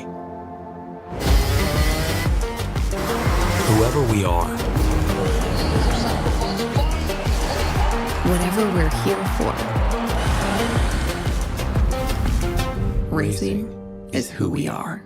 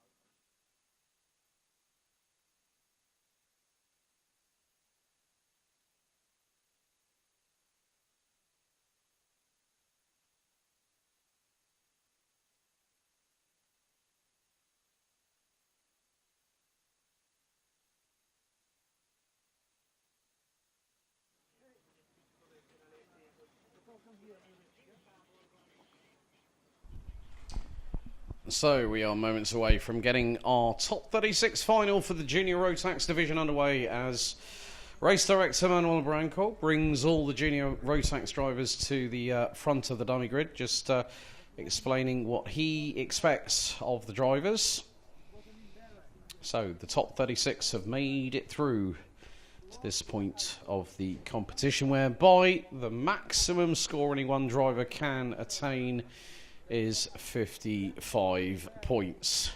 Now, Jacob Ashcroft not being here this weekend means that there is going to be a shift, more than likely, at the sharp end of the championship table.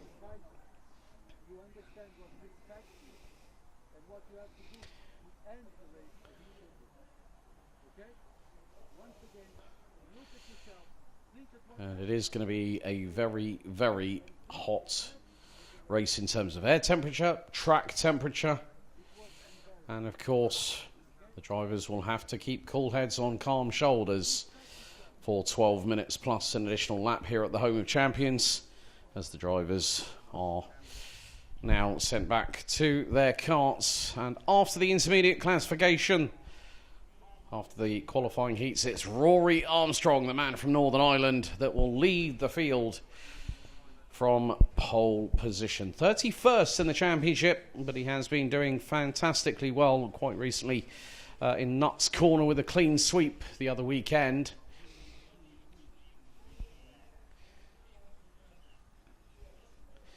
And ably assisted by Dad Andy and Mum Orla being here as well. But Bran van der Weyken, who will be to the immediate outside the 296 through Bouvin Power, has a chance to make his mark here today. And at the moment, well, just having a look at where Bran van der Weyken is, 24th in the standings coming into this fifth opportunity of scoring points. So clear the grid is being instructed to all the mechanics for the last bits of good luck, well wishes, last bits of advice. But another driver to watch out, Kai Clark, the 267 from KR Sport, has done a really good job this weekend. Mate Kobahidze from Georgia is also one to watch. And he'll be starting from the inside of row number 3. Cole Denham, the closer, always never wise to count that person out. There's a whole host of talent in this field that have an opportunity of scoring a maximum of 55 points for the victory. 52 for second, 50 for third. As the anticipation, the atmosphere is reaching fever pitch. It's great to see the drivers being given this opportunity to showcase their skills live here at the Home of Champions.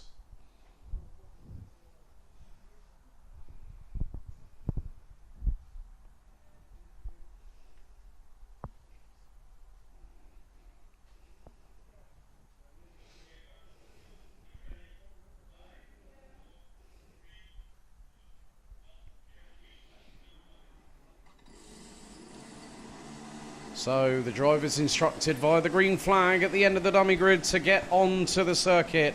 And it's 12 minutes plus an additional lap for the junior Rotax final. Day 1 of round 3 2025.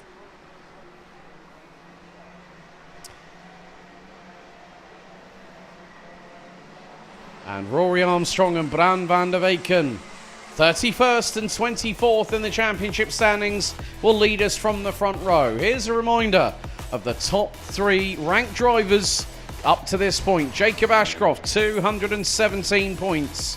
Vince van der Hollen, 206.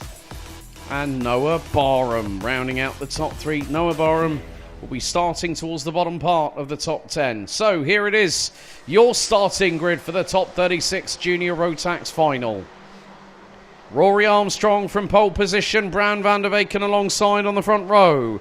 Kai Clark and Vince van der Holle rounding out row number 2. Mate Kobahidze and Max Swiderski rounding out the top 3 rows ahead of Cole Denham, the closer, joined by Belgium's Lars Lambers.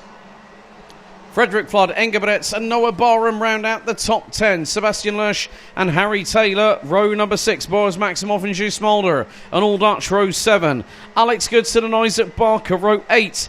Kian Bernard, Harry Freeman, Albert Friend and Will Archer round out your top 20. Shun Sekiguchi, another quick driver from Japan to watch. He'll be joined by Lieke van Berkel on row 11. Alongside that will be Ethan Griffiths and Jackson Gibson from the UK and the USA respectively. AJ Bergdorf, Louis Radcliffe, Lionel Munguia, Mohamed El Bouzaki, Vilmos Vilizits, Kazuki Kitanaka, Christian Sejersen, Storm van Rossum, Antoine Silva-Venant, Olivier Chasse, Luan Seidel, and Romania's Luca Dumitru rounds out your 36-strong grid that made it through to this point. One of the biggest casualties, Ryan Gandor from Canada, is not in the top 36 final, meaning, unfortunately, the 205 from KR Sports may lose 6th in the championship. But the red lights are on the starting gantry. The field led by Messrs Armstrong and Van der Weyken. It's 12 minutes as they will now accelerate out of the final corner into the tram lines. I think this could be a full start. Yes, it's confirmed. We're going to go around for another tour.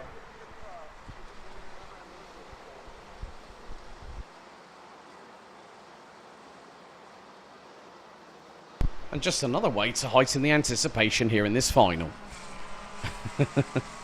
However, it's not about how you start, it's about how you finish, folks.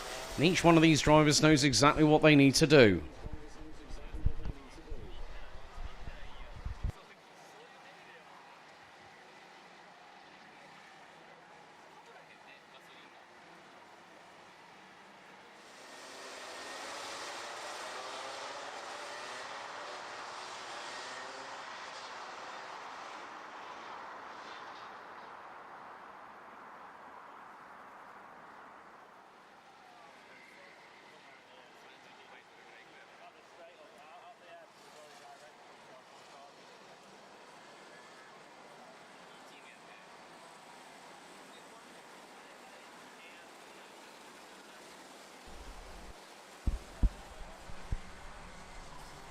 Don't forget, we've got to do this all again tomorrow.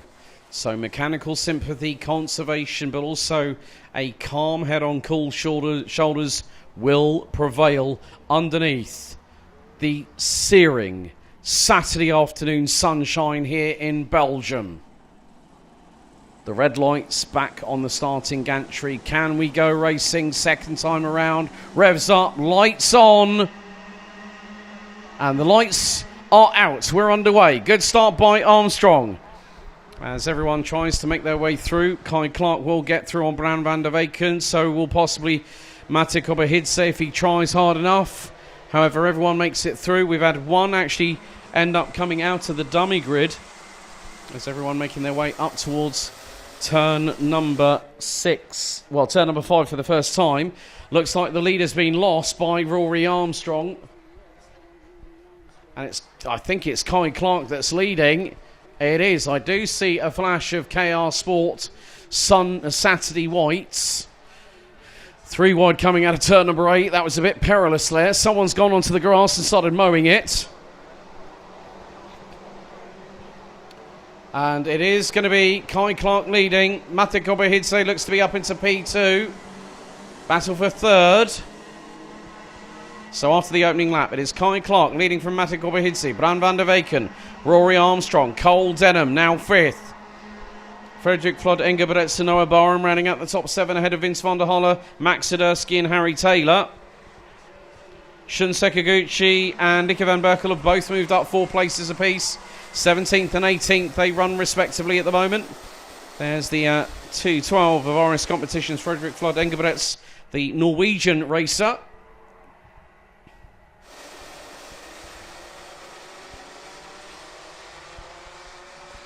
And Albert Friend is the biggest loser so far. 10 positions lost by the Strawberry Racing driver over the opening tour. Very soon going to be completing lap number 2. But Kai Clark is pulling away from Mate Kobahidze, the youngster from Georgia, currently 12th in the standings on 138 points. Bran van der Weyken 3rd, Rory Armstrong running in 4th. Fastest lap of the race, Juice Mulder, 58.312. by the man from the Netherlands, up from 14th, now running P10.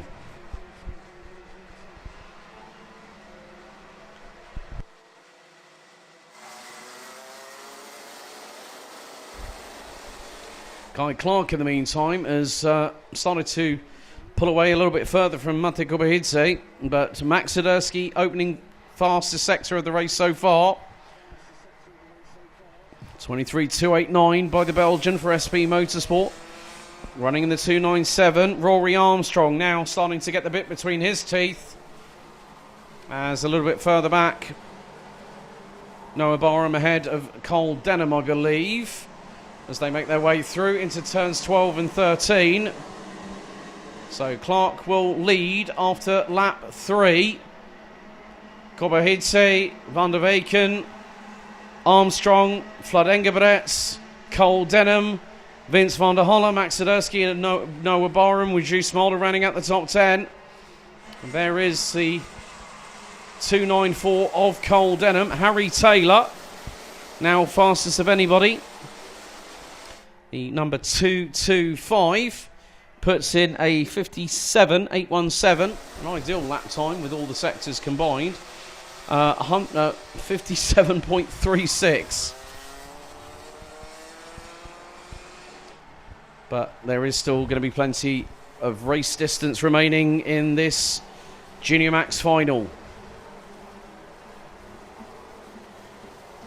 But Kai Clark has come out with firing on all 125 cc's of displacement of the Rotax Max Evo engine powering the car on the right hand side of the chassis.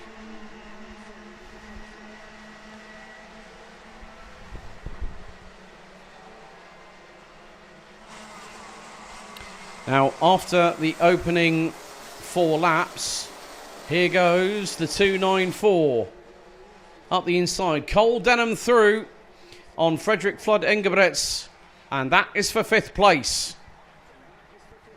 So at the moment we have KR Sport leading, DHR second, Bouvin Power, and then you add DHR and DHR in that mix as well, with Rory Armstrong and Cole Denham. 3 of the top 5 from Dan Holland Racing are in contention for the race victory. Coming down to just under 5 minutes completed of this 12-minute plus an additional lap race. And Mate Kobahidze, the youngster from Georgia, trying to do his best to close into the man in front, and he went over 1/10 of a second quicker, make that nearly 2/10 of a second quicker. Mate Kobahidze with a 56.901. As there is Max Siderski being passed, that's by Vince van der Holle. So Van der Holle trying to do his utmost to get as many points on the board. He knows that he will overtake Jacob Ashcroft in the standings, but it's a case of what happens behind.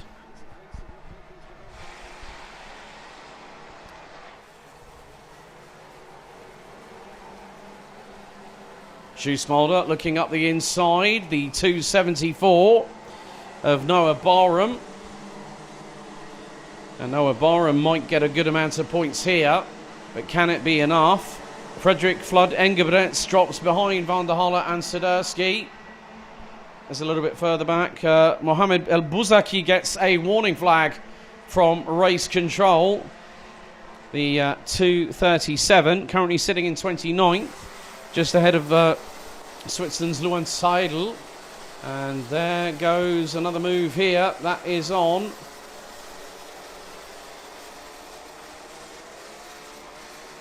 the 258.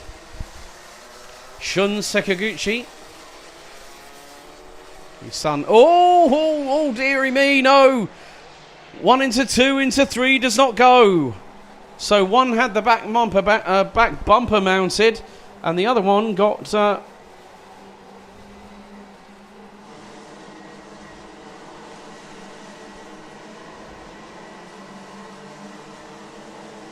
course, Shun Sakaguchi, the son of Super GT 500 driver for Team Sard alongside Sasha Fenestras, Yuhi Sakaguchi, who I've had the pleasure of commentating on as well. quite recently in the first and second rounds of the Automax Super GT Championship. So the apple, just like the Prio family, doesn't fall far from the tree in the ranks of the Sakaguchis in Japan. So Kai Clark trying to close, well, trying to get away from Mate Kobahidze, but the Georgian looking for his first win of the championship season in the BNL Karting Series. And Kobahidze, who I said is a little bit further down the order at the moment. Kobahidze currently 12th at the moment. Best finish was final number 2 at the season opener. And now it's going to be a case of one driver losing a few places. Isaac Barker loses a place or two. Vince van der Holle is charging 56.362 for the 228 from Bouvin Power. Now back up into 6th position. Meantime, Juice Mulder is losing places. And that's 4 out of the out of turns 5 and 6 out of the Europlan. So Juice Mulder trying to do what he can. Obviously, by putting him in as many races as possible, it's giving him experience.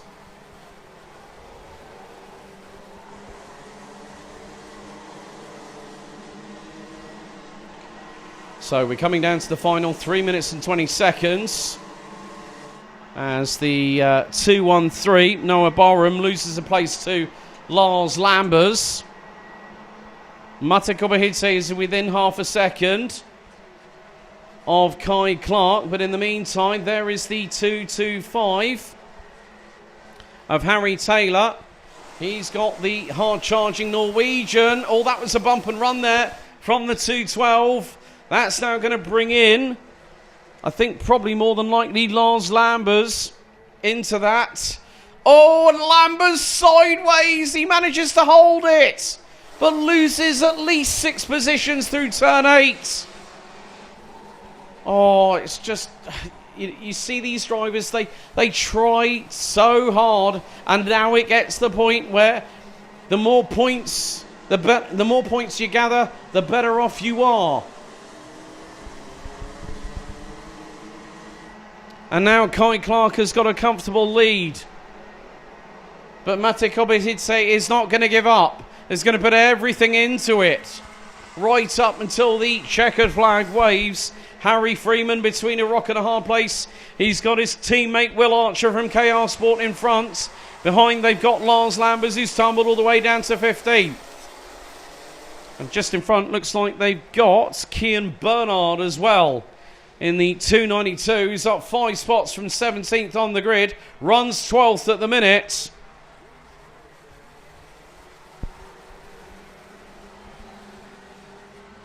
Biggest mover up the order, Christian Sejersen, up from 31st. Now runs 17th. Storm Van Rossum from 32nd. Now 22nd on the road. Mate Kobahidze is closing that gap. Kobahidze did a 56.2. Kai Clark, 56.43. There is an overwhelming sense of something else happening, and that's more than likely going to be a new race winner, because 3 out of the 4 races so far this season have been won by birthday boy Jacob Ashcroft. 3 out of the 4 so far. And it was Vince van der Holle that took the victory at the final race on day 2 of the season opener. But who is it going to be?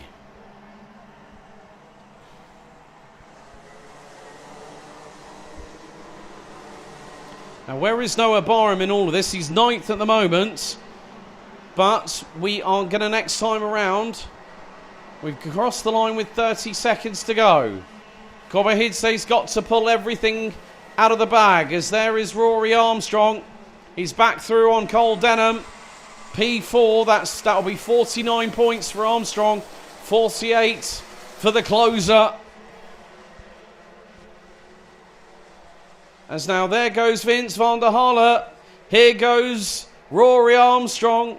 And, well, that is now allowing The 2-2-8. There tries Max Sadurski through on Cole Denham. Lionel Munguia's just had the black flag. We've gone 0 on the timer. 12 minutes plus an additional lap are up. And next time around it is going to be the last lap of the race. And it's 0.27 between Kai Clark and Mate Kobahidze. The United Kingdom versus Georgia versus Belgium with Bran van der Weyken in P3.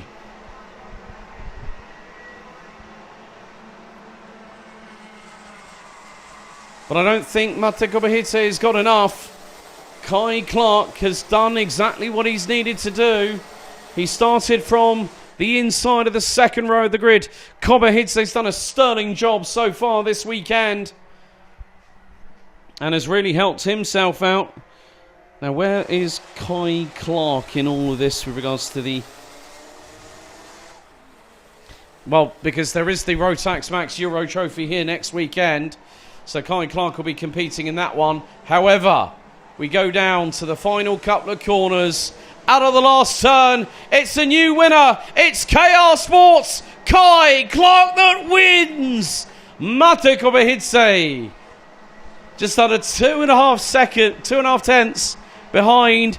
And on the last lap of the race, gets the fastest lap. Well done to that young man from Georgia. 56.075. Bran van der Weyken takes P3. Vince van der Holle takes 4th. And with it becomes the provisional new championship leader after 5-point scoring opportunities. Rory Armstrong finishes P5. A strong result for the man from Northern Ireland ahead of Max Sadurski, Cole Denham the closer. Frederick Flood Engelbretts and Noah Barham rounding out the top 9 with Juice Mulder 10th. Harry Taylor, Kian Bernard, Christian Sayerson, Harry Freeman, Will Archer, Lars Lambers, Isaac Barker, Boaz Maximov, Alex Goodson, Lika Van Berkel running at your top 20. Shun Sekaguchi, Albert Friend, Storm Van Rossum, Louis Radcliffe, Sebastian Lersch, Jackson Gibson, Vilmos Wilzitz. Then we've got AJ Bergeraff, Luan Seidel and Ethan Griffiths rounding out the top 30. Antoine Silva Venant, Kazuki Kitanaka, Olivier Chasse, Mohamed El Bouzaki and Luca Dumoitru rounding out the 35 finishers. And unfortunately with 3 laps to go, Lionel Munguia getting the black flag. But Kai Clark from KR Sport takes the win in the first junior final of the weekend, which started off with Rory Armstrong starting in pole position, but the man from KR Sport doing the big business from the inside of row 2 to take victory.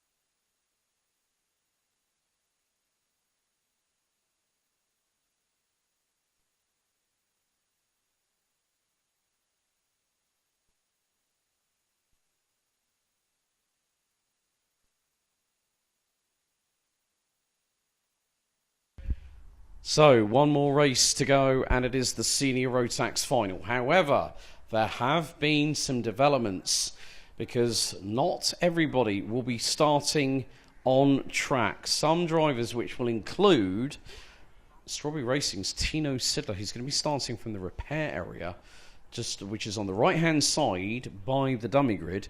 There you see Mateo Radenkovic, who's going to be starting on the outside of the front row. So we do have Tino Sidler. I think I also spotted another number there, which was Trofim Krotov in the 367. So we are going to have a couple of drivers that will be starting from the repair area. So once the lights go out on the starting gantry, then and the traditional race gets underway, those drivers will then be released onto the circuit. There is Germany's Sebastian Koch with his mechanic from Dams Racing, been given the last few bits and pieces of advice and just helping the driver to focus before we clear the grid. And well, with that, the grid is being cleared here at the Home of Champions.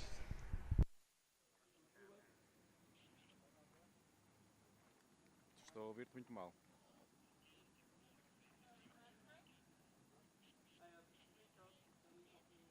So the winners so far this season: Tom Lanois, Macaulay Bishop, Cameron Nelson, and Mateo Radenkovic. Those are your 4 different winners. Will it be 5 different winners from 5? Be interesting to find out. Now, Macaulay Bishop has been pretty much confident and dominant at the same time.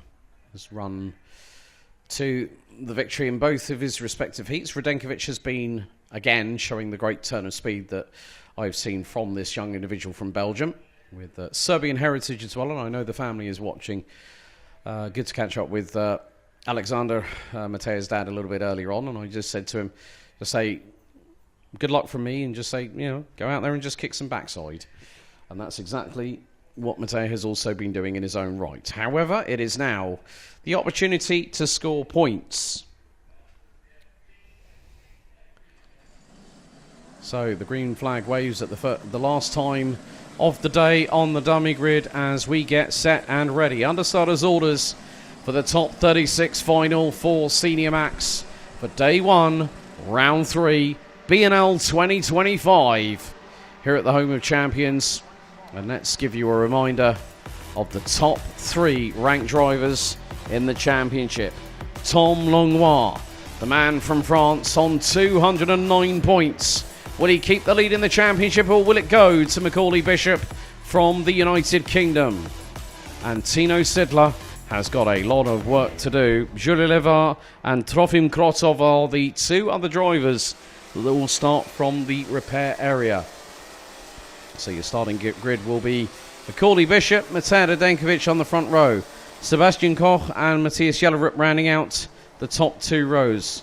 Tino Sidler would be alongside Soichiro Shioda, but the Japanese driver in the 382 will ride solo on row 3. Mehdi Leswed and Nolan Lemarais make it an all-French row 4, ahead of Bastien Mesnil and Thijs van Wijk with brother Yort and Ollie Wise. Next up, Laro Kuhenitse and points leader Tom Lanois, followed by Dean Pedersen and Lizzie Mentier from the USA and the United Kingdom.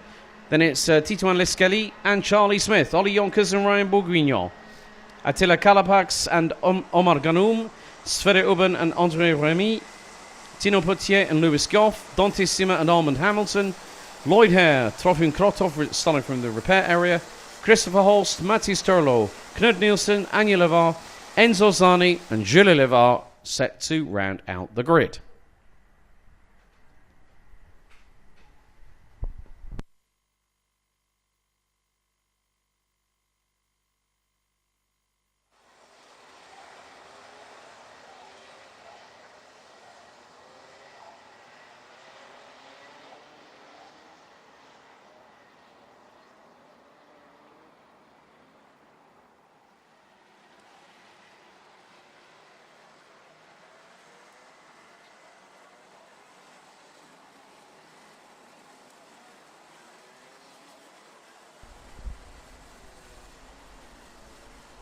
We are coming down towards the last couple of moments of the formation lap.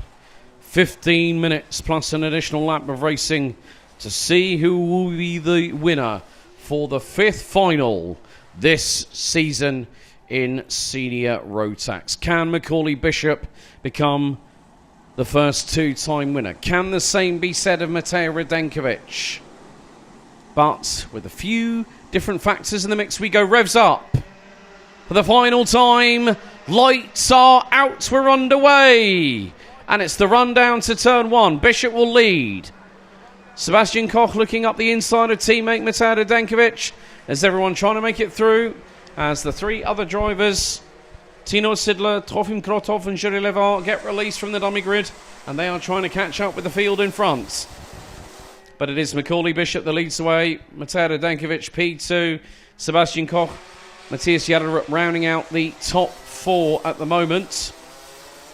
We'll make that the fact that Sebastian Koch, I think, is currently still holding on to 3rd position. So Soichiro Shioda rounds out 4 of the top 5 karts, being from Dams Racing. The drivers making their way through into the opening, the end of the opening lap.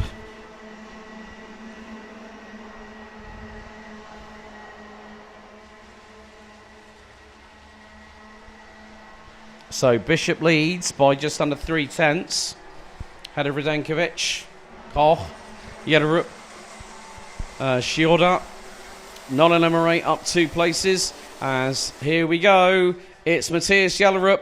Oh my goodness me. KR Sport had Kai Clark win the junior final, and now we've got Matthias Jaderup trying to go after Macaulay Bishop.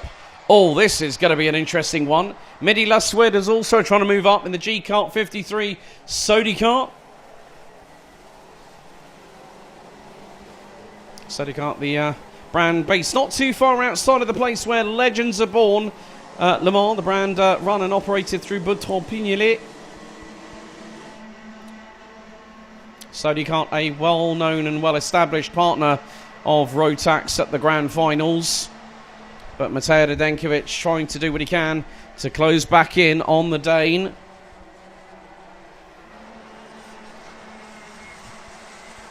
So biggest movers at the moment. Tom Lenoir up to 14th. Charlie Smith now up to 12th from 18th. Lewis Goff up 9 spots from 26th on the grid. Now currently runs P17. It's a hard-fought affair out there at the circuit. As you can just literally see pelotons here, pelotons there. As the 355 of Tom Lenoir easily got through on Mehdi Laswed through at turn 10. And now there's going to be further altercations. Ollie Wise has Bastien Mesnil up the inside along with Lado Kuhanidze. And then Ollie Wise makes it 2. Well, it goes from 2's company. 3's the crowd. Kuhanidze loses out to Ollie Wise. And Matthias Jaderup now starting to give chase. New fastest lap by the Dane. 56.484 seconds. As round the out. Oh my goodness me. Soichiro Shioda around the outside of Mehdi Laswed. And that was coming out of turn number 5. Someone had a bit of a trip up. I think that might have been Bastien Mesnil through at turn 6. Ollie Wise has just been given a warning flag by race control. So the 356 needs to be on his best behaviour.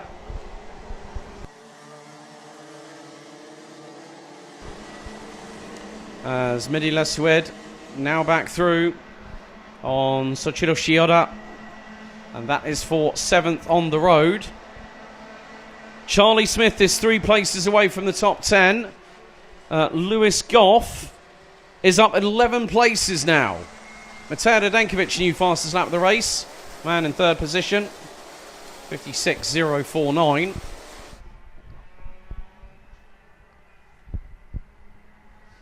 But still plenty of opportunity in the next 10 minutes and 40 seconds. Plus an additional lap of this race.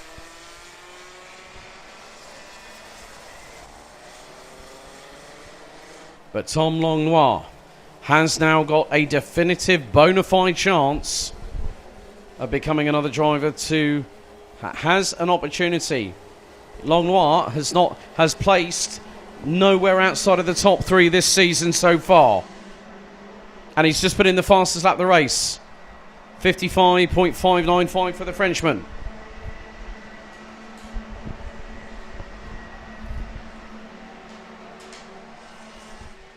Midi Laswed in the Sodi kart, fastest in the opening sector, but look at the train. There's a big old train, and right in the middle of it, I think, well, it was towards the back of it, Tino Sidler, who has now made his way up to 26th position, was due to start 5th.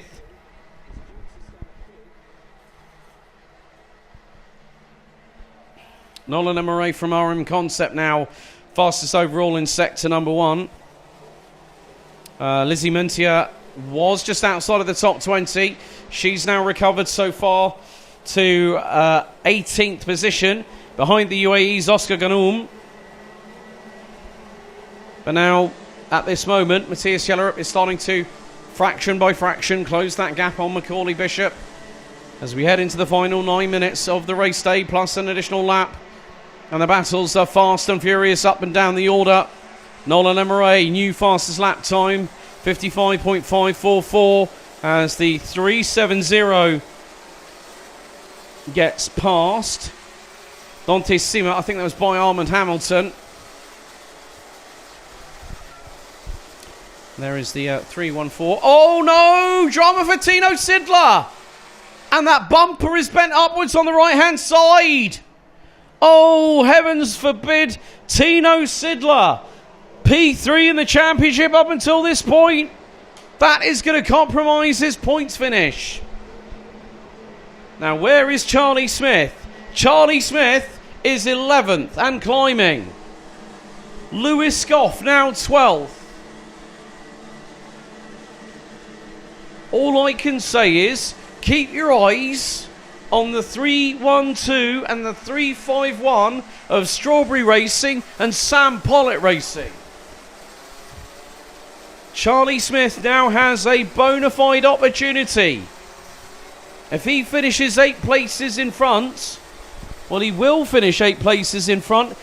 He is going to be 3rd in the championship standings, possibly, dependent on how close he finishes to Sebastian Koch. Now, Sebastian Koch, if he finishes in 4th position, that's 49 points. So that'll put him on 223.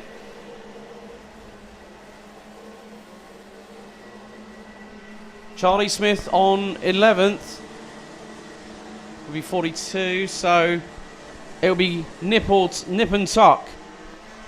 But as I said, you never count anything out. You never count your chickens before they hatch. Because 7 minutes plus a lap in a senior Rotax final can feel like an absolute eternity.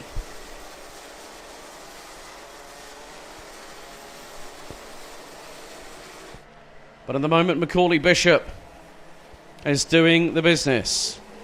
Tom Longnoir is now 4th.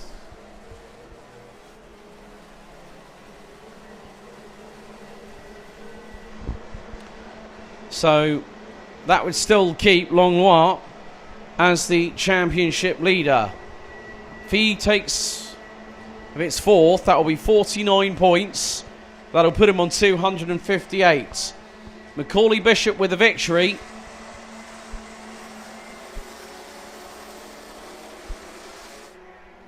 Well, Macaulay Bishop to... Let's just have a look at this. So let's look at it from this perspective, and I am using a calculator. 258, Longnoir. Bishop, 251. So the lead would shrink by about half, approximately.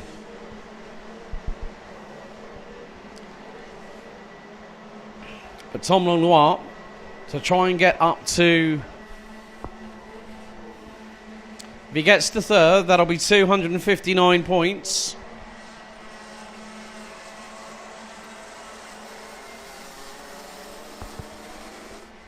And that will put him 8 in front of Bishop at the moment.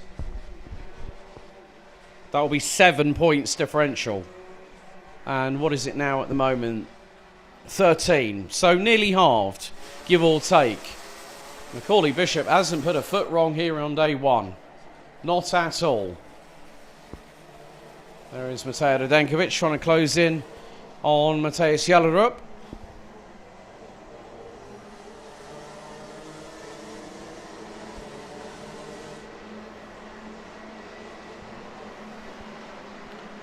There's also going to be some furious battles up and down the order. Nevertheless, right up until the checkered, we've got just over 4.5 minutes to go, plus an additional lap.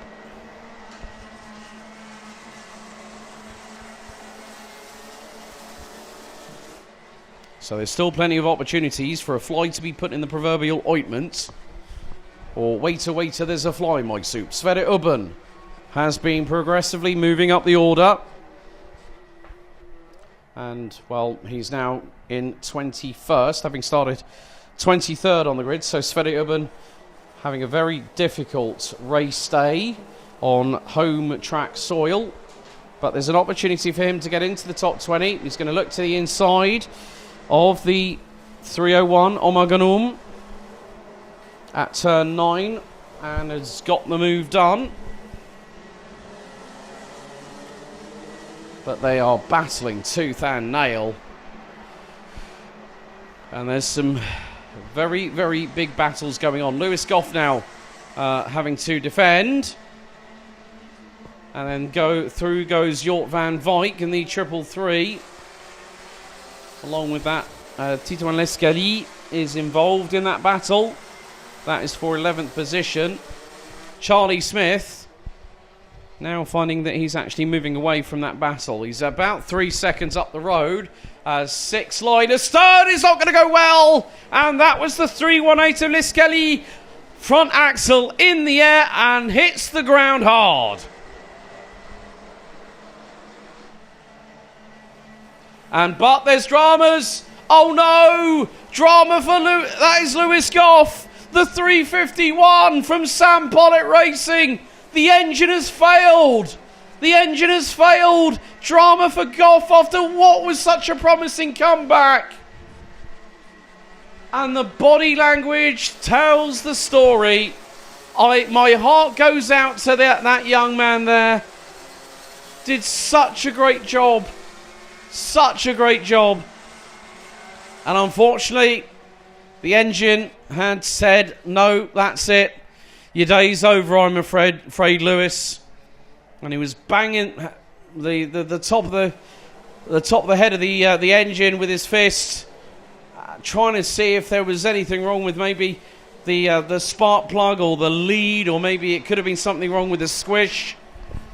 Maybe fuel, or maybe even wiring. There could have been a multitude of problems that caused that engine to fail and conk out on Lewis Goff. A heartbreak for the Sam Pollitt Racing driver, who started 26th on the grid. And that means that Lewis Goff becomes the 4th retiree in this race. We've lost Lewis Goff, Knud Nielsen, Ryan Bourguignon and Matti Sturlo.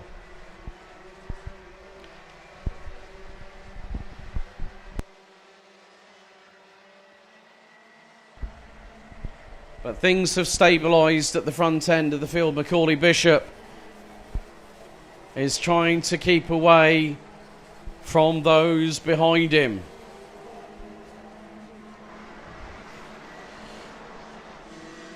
And Matej Radenkovic is trying to do what he can to close on in. A little bit further back, the few drivers squabbling. Bastien Mesnil, Charlie Smith now 9th. As Bastien Mesnil gets passed by Charlie Smith. That's 8th for the American. He's definitely using a bit of Joey Hand giddy up. Still remember knowing Joey Hand from his DTM days when he was a BMW Works driver along with the man I've already mentioned in this broadcast, Andy Prio. And now Joey a bit more aligned with helping out Sun Chase, running with GFR over in the States. One of the multitude of teams competing in the USA. But we are coming down to the final few seconds of the first race day of the weekend. And Macaulay Bishop has not, as I said, not put a single foot wrong here today. He's won both his qualifying heats. He was fastest in his qualifying group. Wasn't the fastest overall. But he's done exactly what he's needed to do. The 368 from Hoddesdon in Hertfordshire, not too far from the hometown of seven-time Formula One world champion and current Scuderia Ferrari driver Lewis Hamilton, has been on a level that no one has been able to challenge him at. Last lap of the race day underway as we get things going for Macaulay Bishop. He's making his way through in towards turns 2, 3 and 4 for the final time.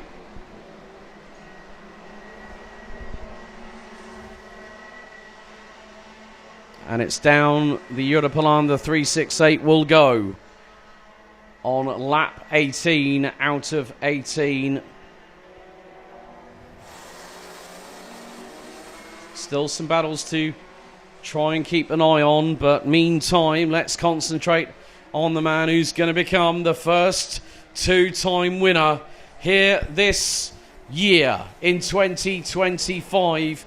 Macaulay Bishop, top time in his qualifying session, wins both his heats and becomes the first two-time winner this season. It's Bishop on top here on day one. Head of Matthias Jallerup, Mateo Radenkiewicz rounds out your top three. Tom Langlois, the 355, made up 10 places to keep a hold of his championship lead by a mere 7 points provisionally. Mehdi Laswed, Nolan Lemeray, and the hard-charging American Charlie Smith rounds out the top 7. Smith making it from 18th to 7th at the end, head of Bestia Miznil, Sochiro Shioda, and Georgia's Lado Kuhanidze. Sebastian Koch, Jort van Wijk, Sverre Ubben, Titouan Lescali, Ollie Yonkers, Armand Hamilton, Lizzie Mencia, Omar Ganoum, Andre Remy, and Ollie Wise ran out your top 20 finishers ahead of Attila Kalapax, Lloyd Hare, Christopher Holstein Pedersen, Dante Sima, Thijs van Wijk, Tino Potier, Tino Sidler, Trofim Krotov, Anya Levar, and Enzo Zani rounding out the finishers after 18 laps of racing. Lewis Goff out on lap 12 with an engine cutting out on him. Jules Levar out on the same lap ahead of Knud Nielsen, Ryan Bourguignon, and Mathis Turlo completing the retirees with 31 out of 36 making it to the checkered after 18 laps of racing. And, well, the highlights said it all. Bishop on pole position would lead the field as the battles were fast and furious all the way up and down the order here at the home of champions. Some trying to do their level best to get past others. And also, the elbows were very much out and sharpened here in Senior Rotax, as it always is. Dramas for Tino Sidler, contact with another driver. And, well, his bumper would have been bent upwards on the right rear, but it would not help him get any further forward in terms of closing the gap to the two in front on the championship front. But shout out to Charlie Smith from the US of A. Great performance all weekend. Difficult qualifying, but made it work. But Bishop becomes the first two-time winner in the finals this year in BNL Karting Series Season 2025. The fireworks, the sparkles and the checkered flag welcomed the drivers across the line for the final time today. Well, it is 31 degrees centigrade over here at the Home of Champions, and we finally have come to the end of day number 1 of day 2 for the third round of the championship season.